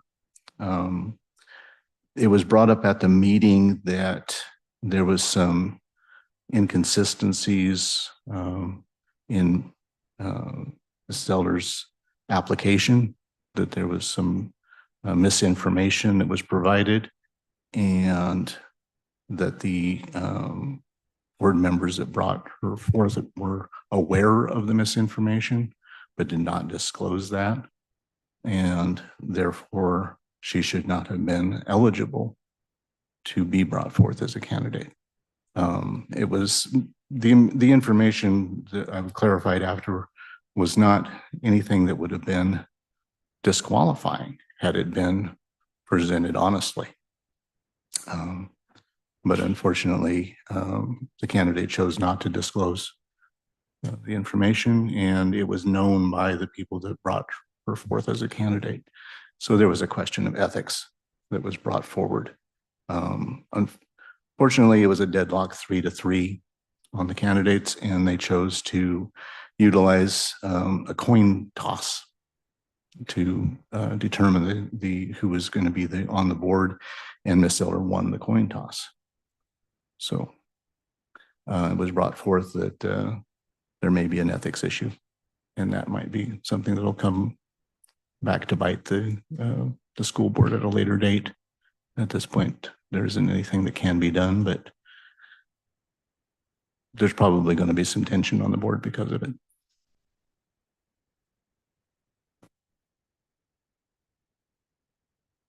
Down one. Councilor Meredith. I would like to invite members of the public and throughout the city to a history pub tomorrow evening at Axe and Fiddle from 5 to 7. There'll be, I think it's very apropos for our current redevelopment strategy. It'll be starting at the bridge, the current Centennial Bridge, Pioneer Bridge, and moving eastward along Main Street and giving us block by block history of each block. Oftentimes we look at the historic district and say these buildings have always been there, and many times there's been multiple buildings on the same site. So it'll give a rundown of each block and the history of the buildings, the owners, the businesses that have been in each block. So I think it'll be very interesting and very timely for our looking as we look forward to revitalization for Main Street, to look backwards at the past of where it came from. What was the date and time of that? It'll be tomorrow, Tuesday, the 14th, from 5 to 7. Thank you, Dana. All right. Well, I have some good news for the skate park. We, on occasion, are asked to take over the bingo, running bingo at the brew station on a Sunday afternoon. And this time we hauled in a big load of $183 of support, bringing total support for the skate park over the 4 years that we've been advocating for it to over $15,500. So that was money raised apart from the city, but by those who are eager to support revitalized facilities for all ages to enjoy. So wonderful to be able to talk about that later in this meeting. Was brainstorming also on a separate subject, kind of on the back of the concept of increasing visibility of events that are going on in Cottage Grove. You know, we've had much discussion over the years about signage, built, reader boards, things to coordinate kind of a one-stop shop to answer the question, what's going on this weekend? When you get out of the fog of work and you want to just maybe get out and do something, you don't want to go to 3 or 4 or 5 different places necessarily to figure out what's going on in Cottage Grove, what's going on around Cottage Grove. So along those lines was thinking, well, what if, and this kind of dovetails with an event that happened in the park and permitting and a discussion, what if during the process of permitting an event at a public space, that process loads the relevant information for an event happening on a particular date at a particular place on like a landing page on a website that can be crawled and picked up by the chamber, that can be picked up by anybody pointing at it. It doesn't have to be a published page, but it just feeds that information out there, and then we can distribute that and dispense it to the parties that it needs to be, or make just generally from the city's perspective, just incorporating processes that are already happening and kind of automating the push out of information. So that was an idea that was in conjunction with Georgia at the chamber, going, what's your process for, I know the chamber puts together a calendar, the city hosts a calendar on its website, and I've heard that they are in sync, but I've also experienced them not being in sync. And of course there's issues to be mitigated, but it would just, if the council's in agreement that, hey, let's look at some of these things, maybe direct the stellar IT staff that the city has at its disposal to look for ways to enhance the propagation of community relevant information.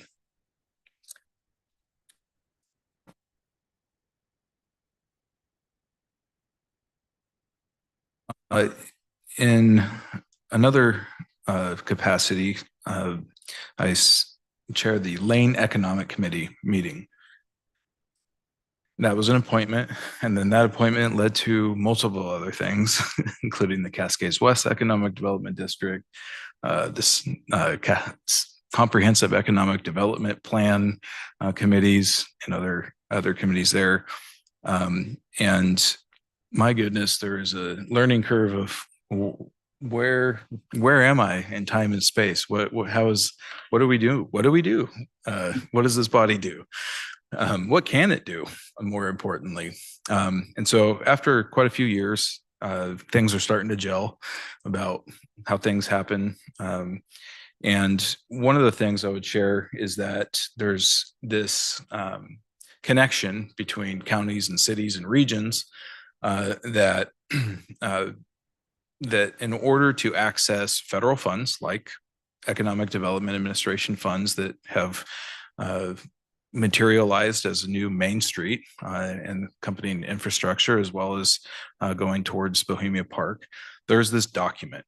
And every 5 years, this document has to be renewed and submitted, and big public process, much like the planning process of the code.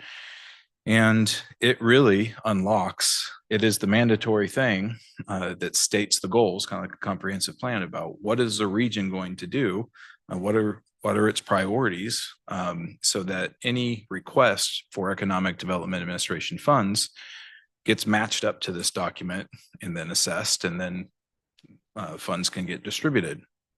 So there's a kind of a big learning curve. And as I'm noticing in other areas, there needs to be some orientation about these things. There needs to be education for, look at least this region. So this comprehensive economic development document, see, as I understand it, is adopted by what's called the Cascades West Economic Development District, which is Lane, Lynn, and Benton counties. So we operate and function as a region because strategically we have things like coastline, we have rail, we have different things that we all are interdependent on. And so when the region benefits, each member of it benefits. So part of that one, we've just adopted that for the second time that I've been on it for another 5 years. It's passed and it's seen many improvements. So usually your economic develop, if you even have an economic development person role in a city or a region, that's just a document that maybe one person or a handful of people know about, and they know that that's their role to pick that up and make sure it fits that. So there's room for improvement here. So a video kind of tutorial is being put together that is meant to be a tool to say, look, this is what's out there. Here are all the projects, here are all the enhancements to this region that have come through this channel, through this EDA channel. Here are the applications. Here are the applications that were successful. Here are the applications that were not successful. Why? So that we can basically enhance this whole region. Cottage Grove has been out of proportion beneficiary of these things because of that knowledge. And I would say largely from Mr. Stewart's experience in that realm. And so I volunteered to, once this video comes out, go and present this before councils in this region.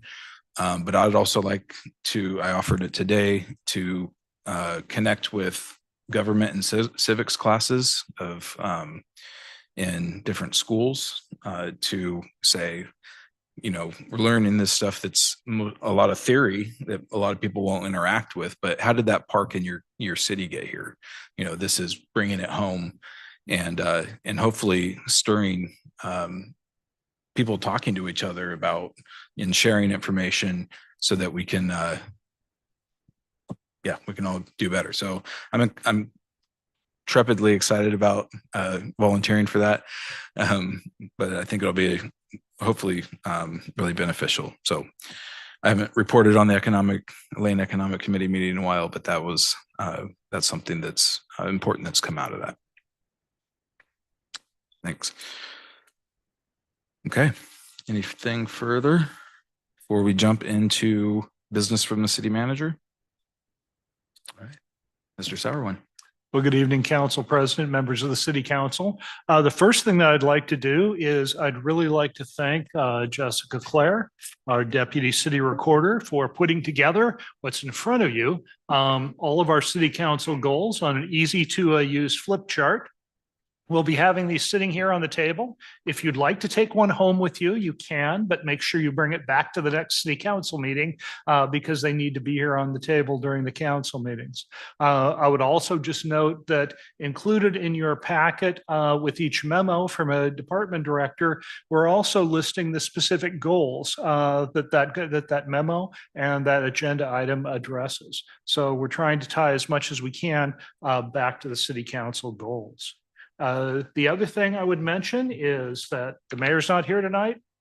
The Mayor's Monsters Ball is coming up on the 25th. And I encourage everybody, get your tickets. They're going fast and we do have a limited number of tickets. So please, if you would like to attend the Monsters Ball, you can get tickets here at City Hall. You can get them online. You can get them over at Flying Monkeys. I think they've got them at the chamber office. So you have a lot of opportunities. So I encourage everybody to get their tickets and come to the event. Also, as part of the urban renewal process, we're required to make a presentation before the Lane County Board of Commissioners. We're scheduled to make that presentation tomorrow. And Council President Irvin will be part of the presentation. Elaine, our consultant, will also be there as well. And Faye and I will be there to answer any questions people might have. As I said that, other council members are certainly encouraged to attend. It's always good at something like this for the city elected officials to be there showing the flag. So I encourage you to come to it. It's tomorrow morning. The meeting starts at 9 o'clock. As I've talked with some people about, they have their public testimony before we're on the agenda, and you never know how long that is or isn't going to take. But I encourage you to participate if you can. One of the goals that the city council has had is doing a citywide cleanup. And my grandfather always told me, if what you're doing isn't working, you need to try something else. Well, we tried in the spring and we've tried in the fall to find a date to do a citywide cleanup. And we weren't at any date we picked. Somebody would always tell me, you can't do it that weekend, it's going to conflict with this.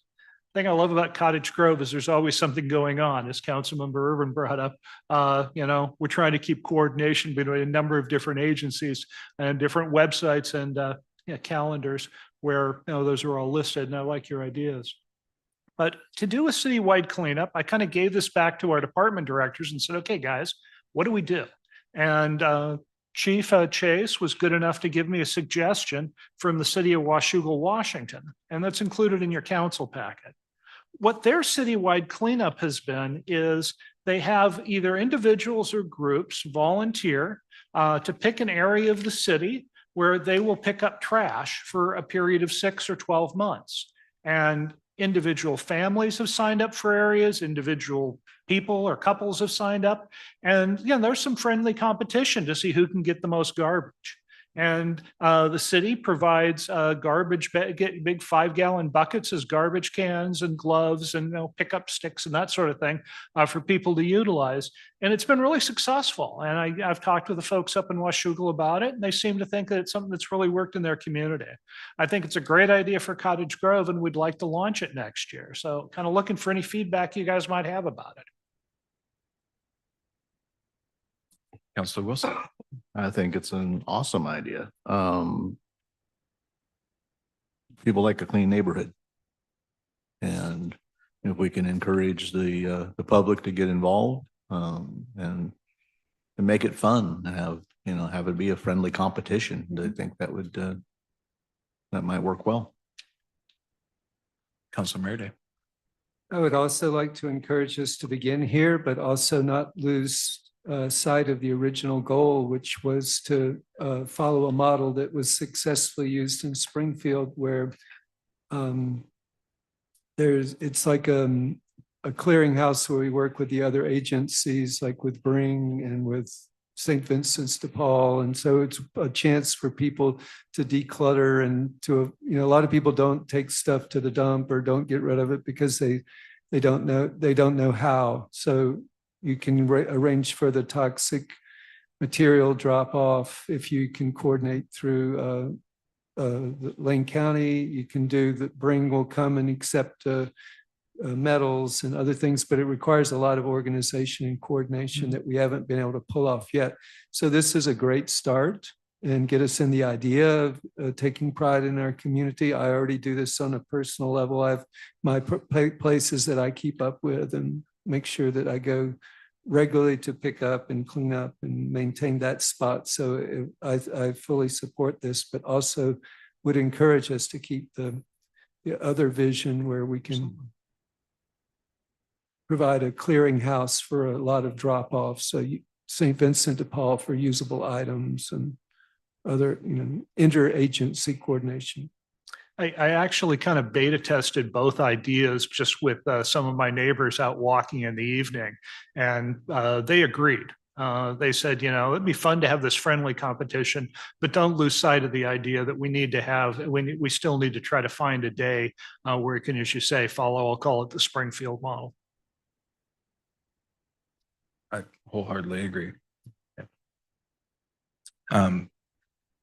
I think maybe we could be more creative in the prizes. Perhaps not to say that, those aren't creative, but maybe something more fitting of Cottage Grove. One of the impediments to, or the frustrations in going around collecting garbage is if there's not ready access to a place to put it, and you're like, man, now I'm also going to have to pay to get rid of all this.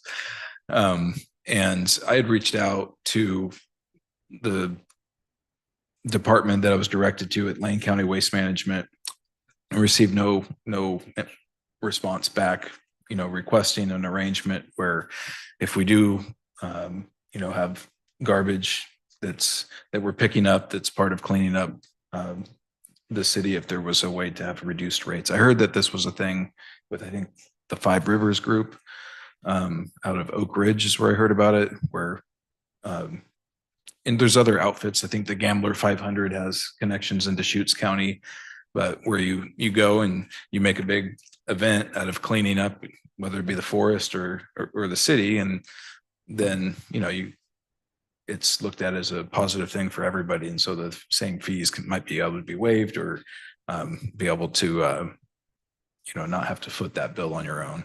So looking something like that might really help unlock. If people are putting their volunteer hours, that you're not also asking them to put their dollars towards the cleanup effort. I'm sure there's many ways that can be accomplished, but that would be my input. And I would agree. And I also be remiss if I didn't say that our friends at Cottage Grove Garbage have been very supportive of this in working with us on either of these two projects.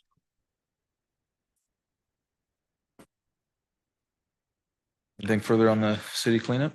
Well, the next item is dealing with. Councilor Merides, sorry. So are there some action steps that we need to do with this to? I don't think there's any action for you to take other than to say that city staff's going to continue to proceed forward on this. Thank you.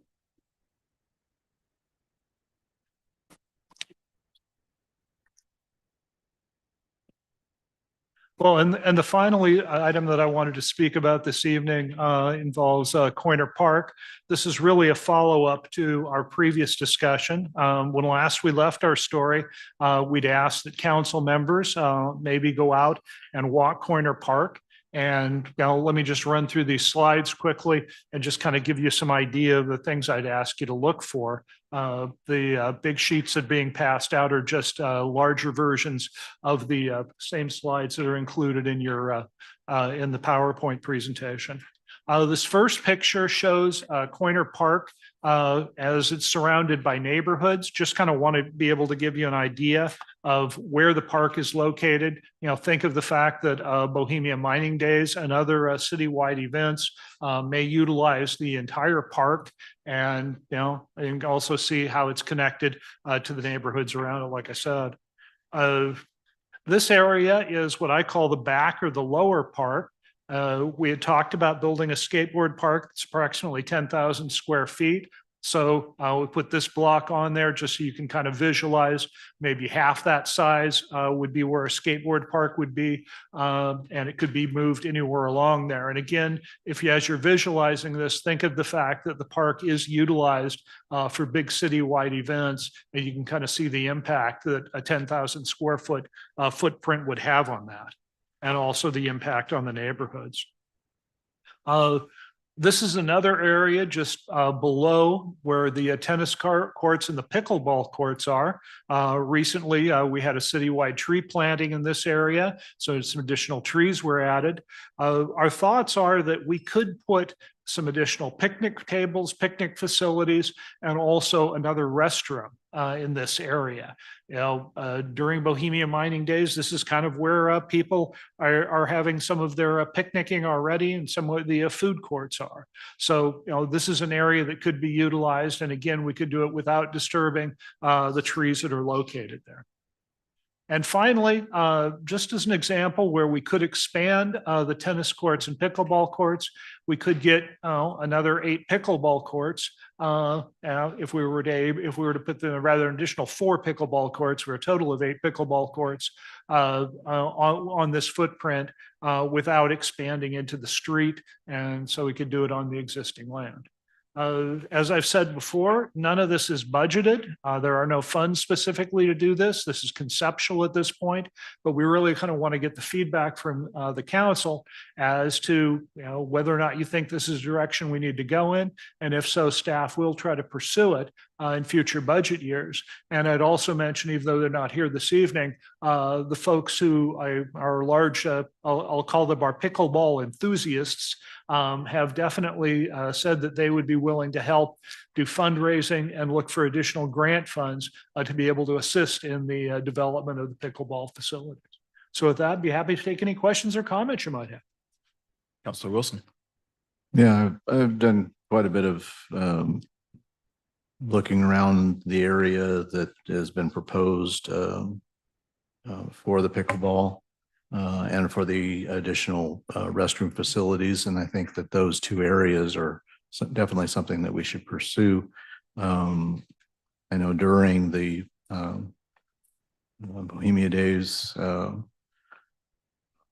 festivities, that the use of the need for a second restroom facility area, especially over near the food court would be highly welcome, I think, by the public. It's having it over by the basketball courts now where it is current, where the current one is, works great for over on that area.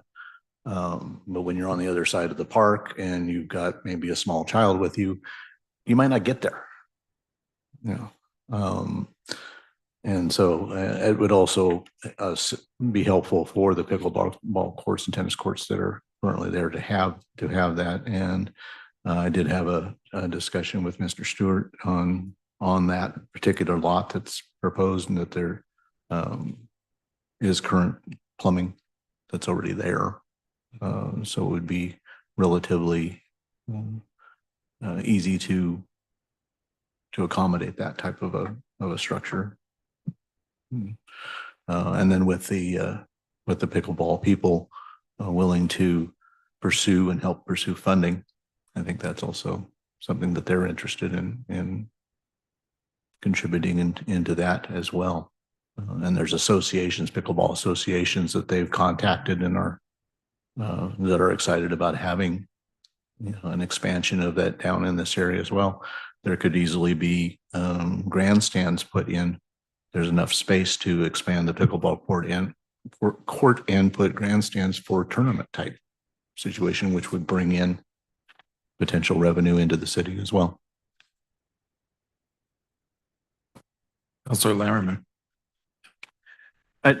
Council President, I'd have to kind of second what Councilor Wilson was speaking to.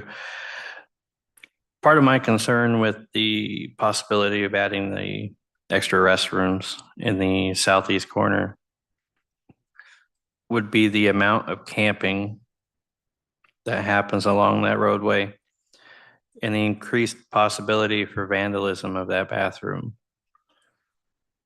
If we went forward with this, what would we kind of be looking at doing for security to prevent vandalism like what happens with the other restroom at Coynier Park?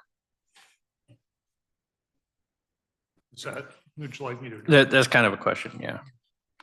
Well, to be perfectly honest, we're doing as much as we can to avoid vandalism at the current restrooms, and we do that at a new restroom. There are certain realities, and unfortunately, vandalism at public restrooms is one of them. And so we do our best to secure the restrooms and enforce it and enforce people utilizing them and trying to spend the night in them. We've done that in different security ways we've talked about before at the council. But I certainly can't guarantee you if we put in new restrooms that they're not going to be vandalized at some point.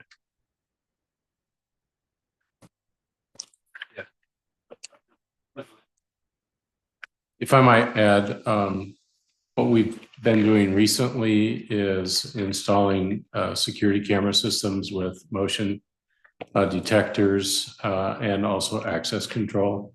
So the new bathrooms at Bohemia Park, the old bathrooms at Bohemia Park, we're in the process. That has been implemented. It's working fairly well. It still does not stop the vandalism. And we had somebody break a toilet tank last week. That just happens, and I don't know that we would be able to determine who did it with that system.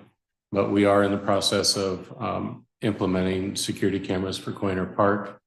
And then I would like to work to get a budget to kind of remodel, I guess, to say, for those restrooms, and see if we can install access control there too.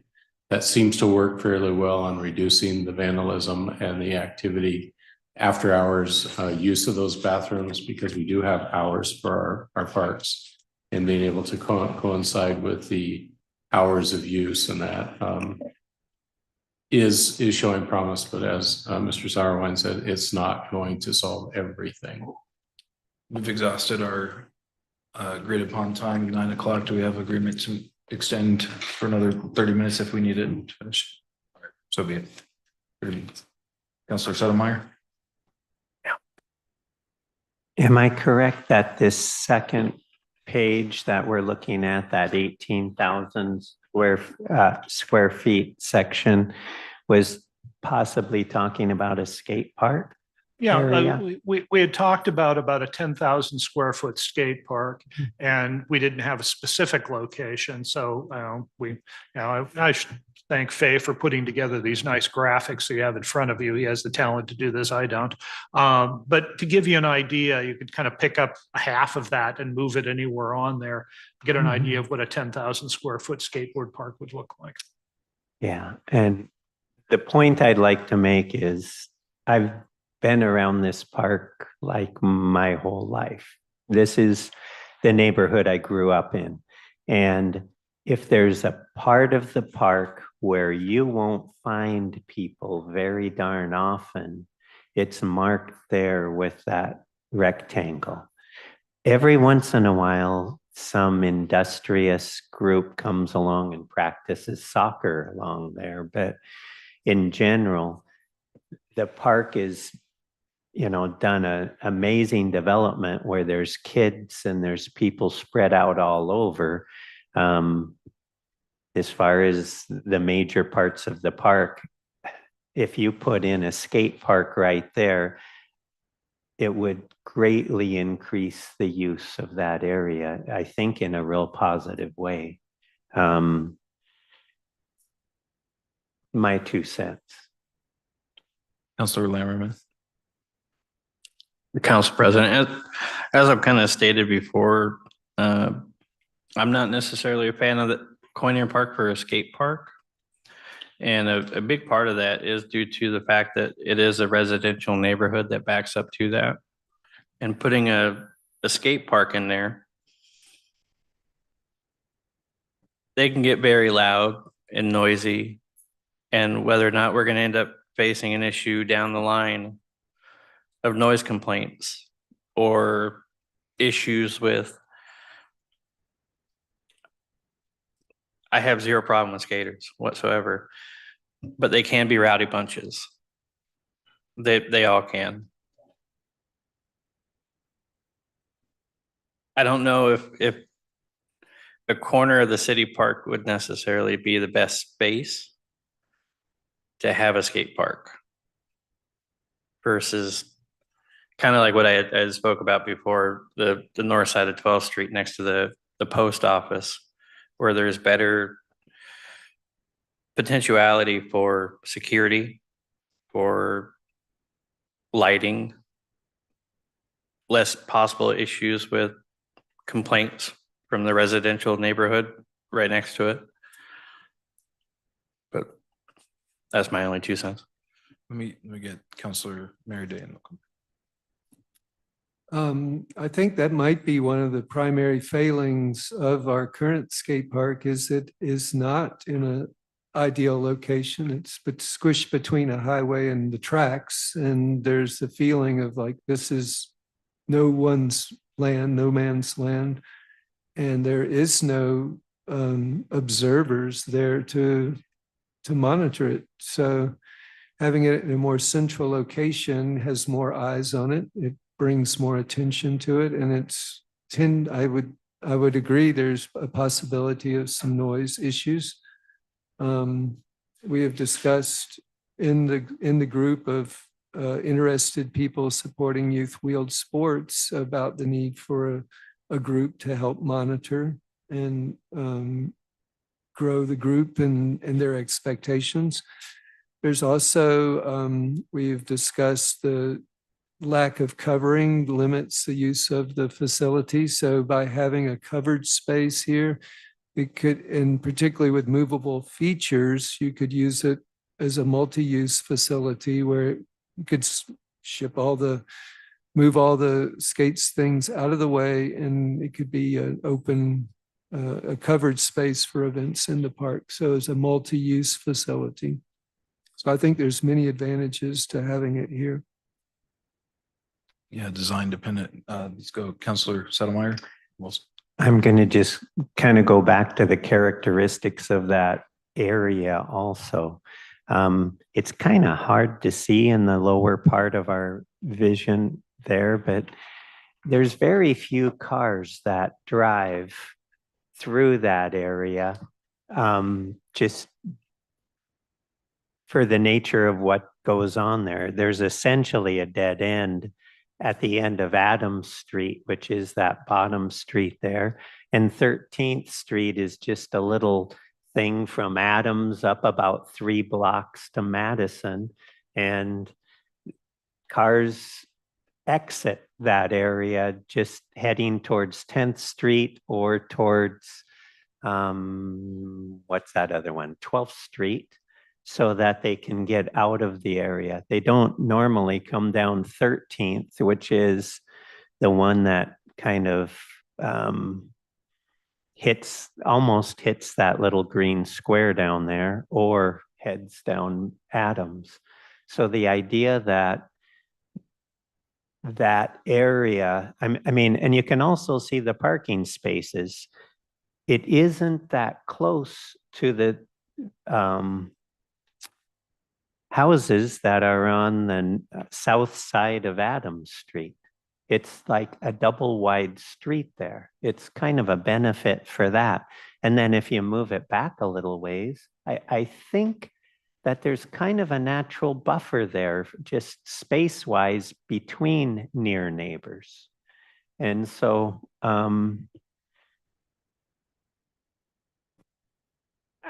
I won't say that nobody would complain about noise, but a city park, I mean, people scream on those swings, I would think, you know, every once in a while also.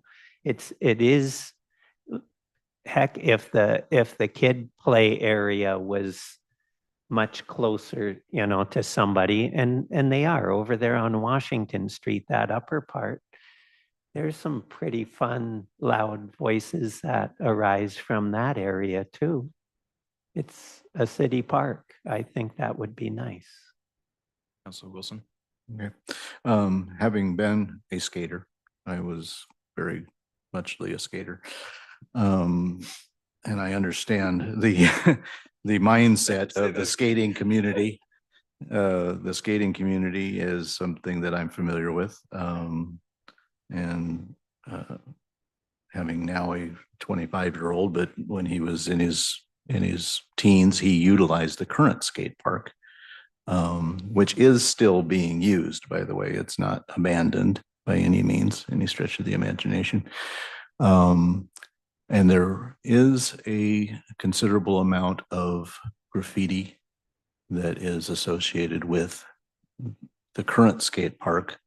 I have had an opportunity to speak with several of the neighbors in and around that area and broach the subject of, hey, you know, would and I approached it as a multi-use facility.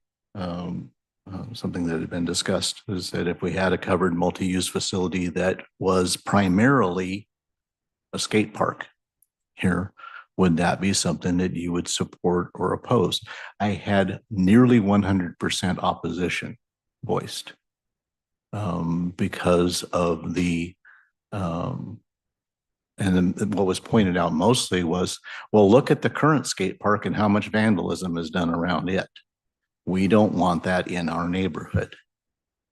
They understand the desire of they would like actually to see a multi-use covered area which would work well with the with Bohemia Mining Days and various other, anything else that would come into that area that would like to have a covered area if the weather was inclement at the time of an event.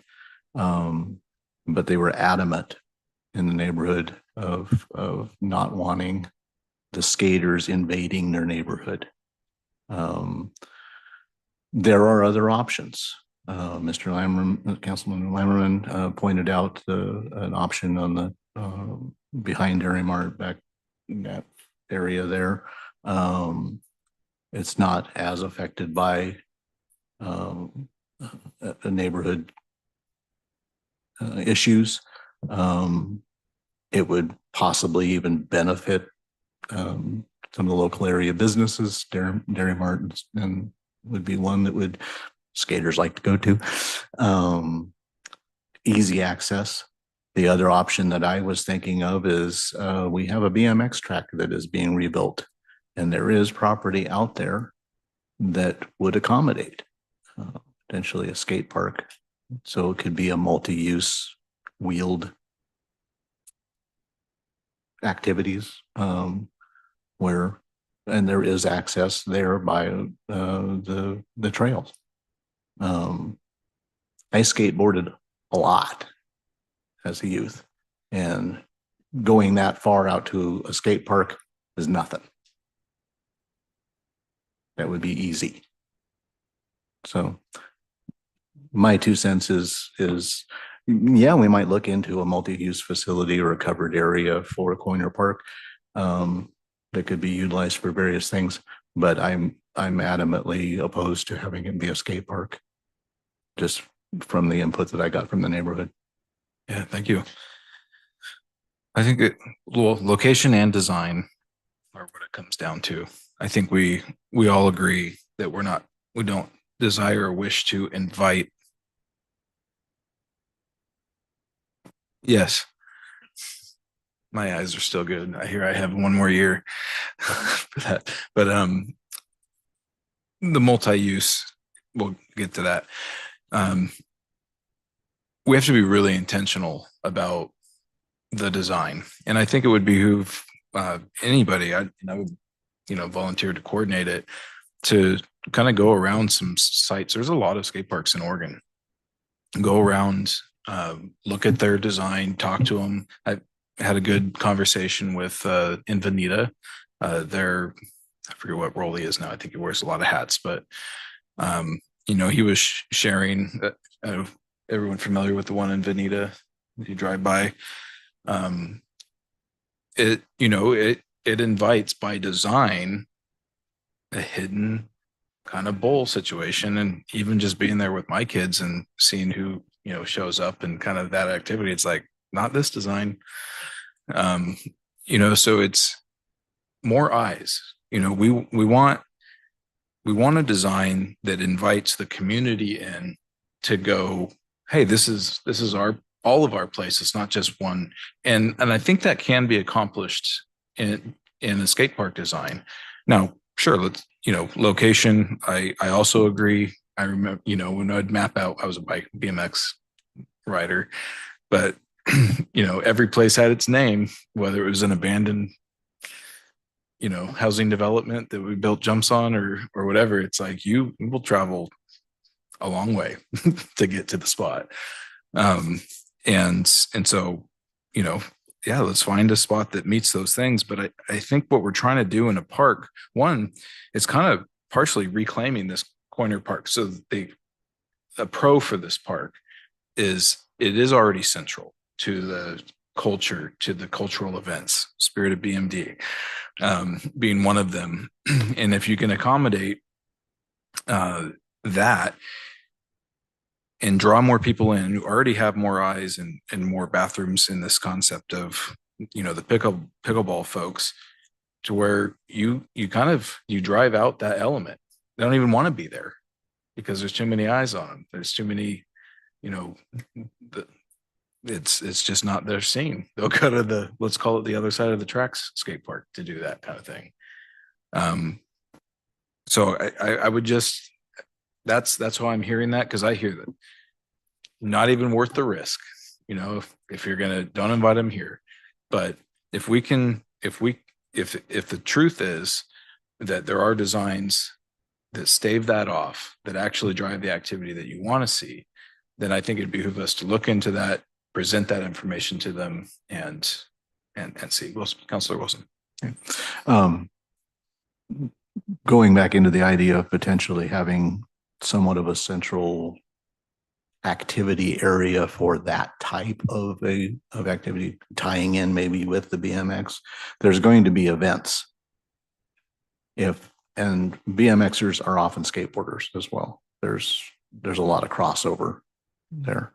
So Except they're not allowed at the parks for they're not many decades. It says it right yeah, on the I mean, sign. there's different, there's differences as well. But if they were to see a nicely designed skate park adjacent to, there could even be events, skating events.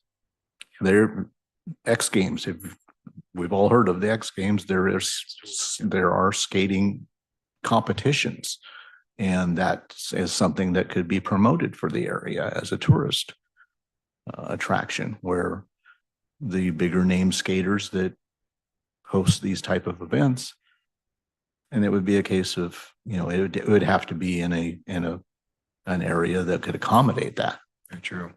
And Coiner Park ain't it. I mean, that was why Kelly Field was my top spot from a space consideration, because you could, you know, 4-ish acres, you could have all the parking for the tour buses, you could have big events that could draw overnight stays, that could draw people and kind of. Kelly Fields uses. Oh, I get it. Yeah, You know. don't worry. That's why we're not talking about Kelly Field Yeah. anymore. Yeah. But to that point, adequate space Right. to accommodate. That is a potential concern with this site, but Mhm. so I don't know, maybe we look into the viability of the 12th Street location, but I think we still need to look at what happens in this park, because we need ample power, we need the infrastructure, we need, you know, space to set up and have stages and covered area. And, you know, I think there's big opportunity to use that one way or another, but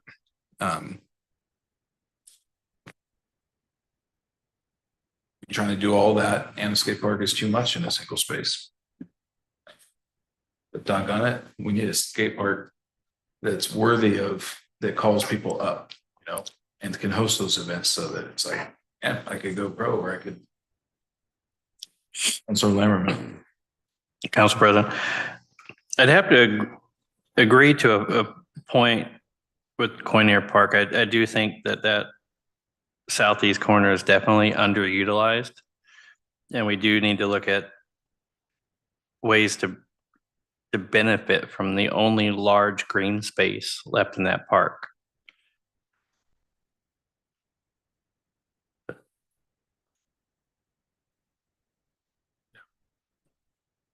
Well, is it more muddy now than before? Or do you- Well, just to kind of let you know what it is that I'm hearing, there seems to be a fairly broad consensus that we continue to work with the pickleball folks about expanding the pickleball area, and that we also take a look at the area just below the pickleball and tennis courts for doing more of a picnic area and potentially a second restaurant. Is that what I'm hearing? Yeah. All right. Then we'll proceed forward on that and, you know, continue our discussion about skateboard parks and locations. As I've talked with you guys about before, I've built 2 skateboard parks previously in my career. I love skateboard parks. I used to be a shredder back in the days when my knees still worked. Just now, I say, it's something I'd really like to see us bring to Cottage Grove, that I think has been brought up here. It's all about the right location. So.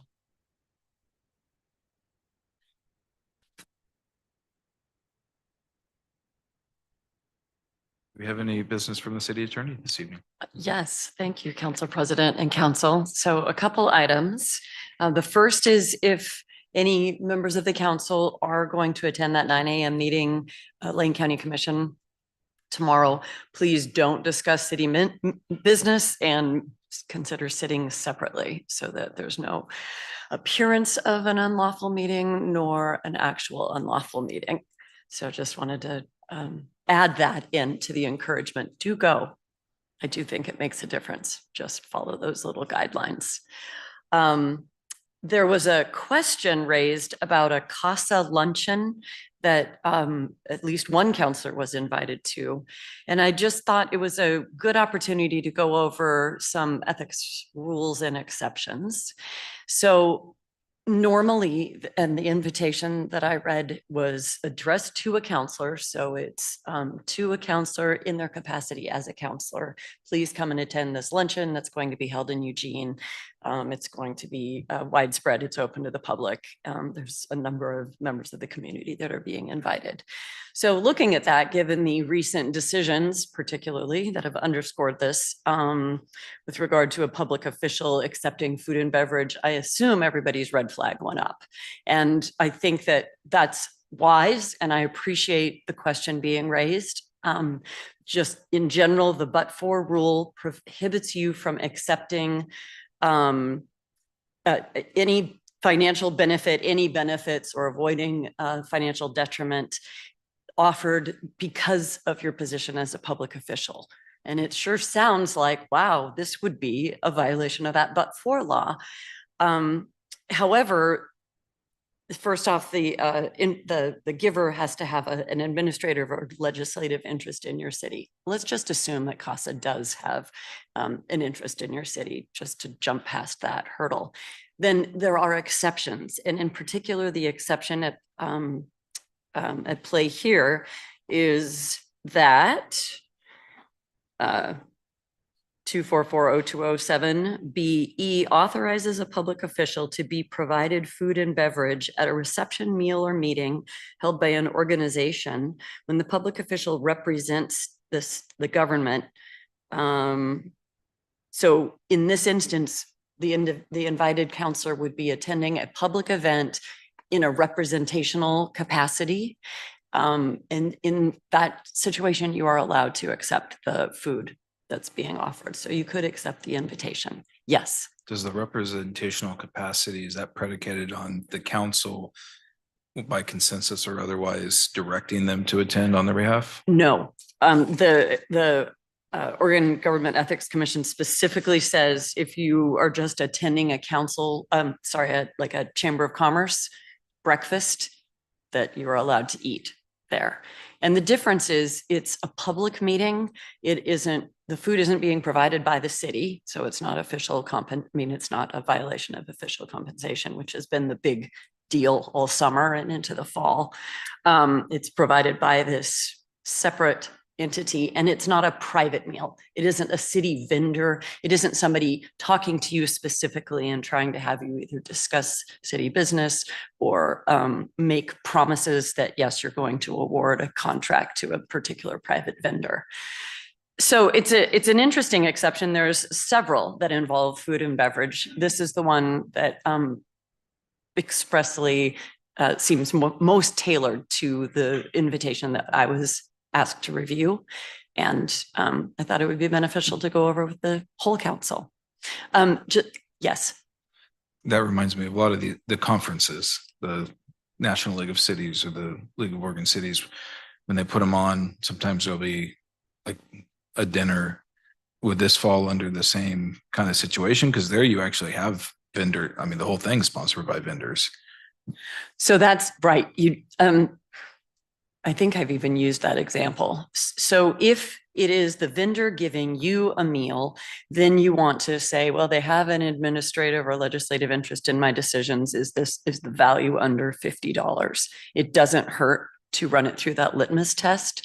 But if you are just being invited and there's a number of different vendors and they're never going to know whether you're there or not necessarily, you're just participating in this widespread semi-public event, I think it probably could fall under this exception. And when you have questions, it is a great idea to ask staff. I appreciate that. I love having these questions come my way, but I want you to understand these are personal violations that aren't things the city would protect you from. Or so if you are concerned that the advice you're getting from me or from staff isn't adequate, or you just want to question it, call OGEC. They have added staff and they regularly answer questions the day of the call. Especially things that are pretty straightforward, I would trust them. If you are really questioning it, you can always ask for a written opinion, and that is more binding. It protects you moving forward. But a general staff opinion that backs up, OGEC staff opinion that backs up what you've heard from your staff, I think is great insurance.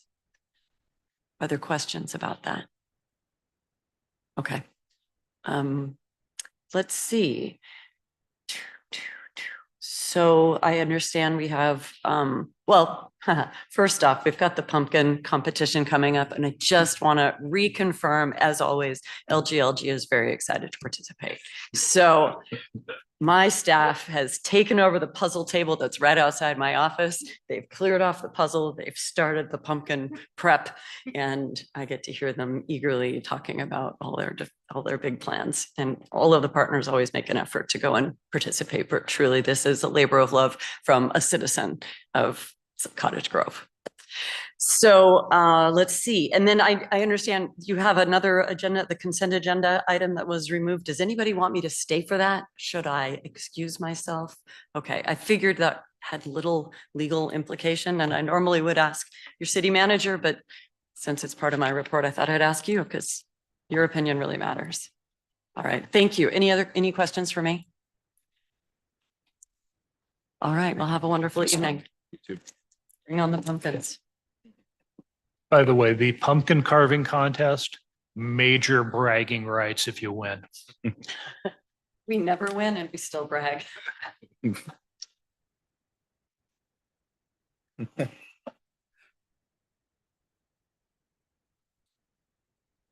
Thank you. Oh, your water bottle. Okay. We have 1 minute left over time. Let's, if we can, extend just through the end of this discussion here, if we may. All right. All right. So thank you for pulling this off the agenda. I wanted to reiterate some of the comments that Councilor Merryday, I overheard it in the agenda session meeting before I had to scramble out on Friday. And my point of contention here is that, hey, you know, let's open this up beyond the high school if possible. I know there may be some logistics to communicating, but this is, I just want to make sure that it's, that the Youth Advisory Council and the opening is beyond just Cottage Grove High School. It's students of that age and of interest in Cottage Grove or surrounding areas. I was washing a vehicle today. I was like, well, should it just be city limits or should it be the district? But Chief Chase. Thank you, President Urban. The one thing that I would just say, just for the sake of trying to get this going sooner rather than later, and because we do have some interest from the high school leadership class, my recommendation would be that we get that going through that program and then look to add to it later. And we certainly can do that. And I don't think that needs to change through a resolution or anything else. I just think we can, through the parameters that we set for this, we can include South Lane School District. And maybe if we do this through this first half of the year, the second half of the year, we can look to expand that. And you're right. I don't know that we necessarily need to limit it to just the high school, but we can just say the South Lane School District, because even those that don't live within city limits, eventually they're going to go to school here. If they're in the district, the high school is here in town. So it makes sense. But so just, that's my recommendation, to get it moving so we can get it started and move forward with it. So. Okay. Councilor Merryday. So one of my understandings is it's a limitation of staff time. That's one of the limiting factors. Could that be assigned a counselor advisor? to help guide the youth council? I like that idea. Counselor Wilson? Yeah, I've spoken quite a bit with Chief Chase about being a liaison for that, since I'm already advisor to the school board as well. So, and that we would meet with the students that were interested and kind of brief them on the procedure of the council. Have a little mini meeting before the council meeting, just to help with that, facilitate that particular concern that of staff time, that Chief Chase and myself would be the point people on it. Counselor Meredith? Well, I know in the past, the Youth Advisory Council has been a very rich experience. They've enacted a law in the state of Oregon, and they were quite an active group. And so it would be my desire to see it return to that level. And if I can understand, staff is spread very thin. In the past, the city manager, it was a personal project, and he put a lot of effort and time into it, but we don't have that luxury with all the things that are going on now. So hybrid model where council or even a member of the public perhaps could be an advisor. Well, I want to just commend Chief Chase for taking this on.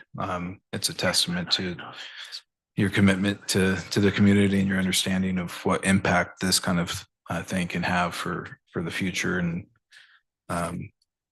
just full gratitude for taking this on, and thank you.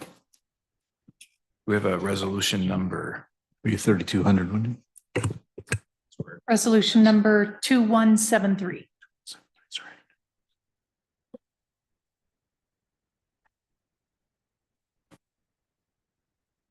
We have a Mr. Sauerwein.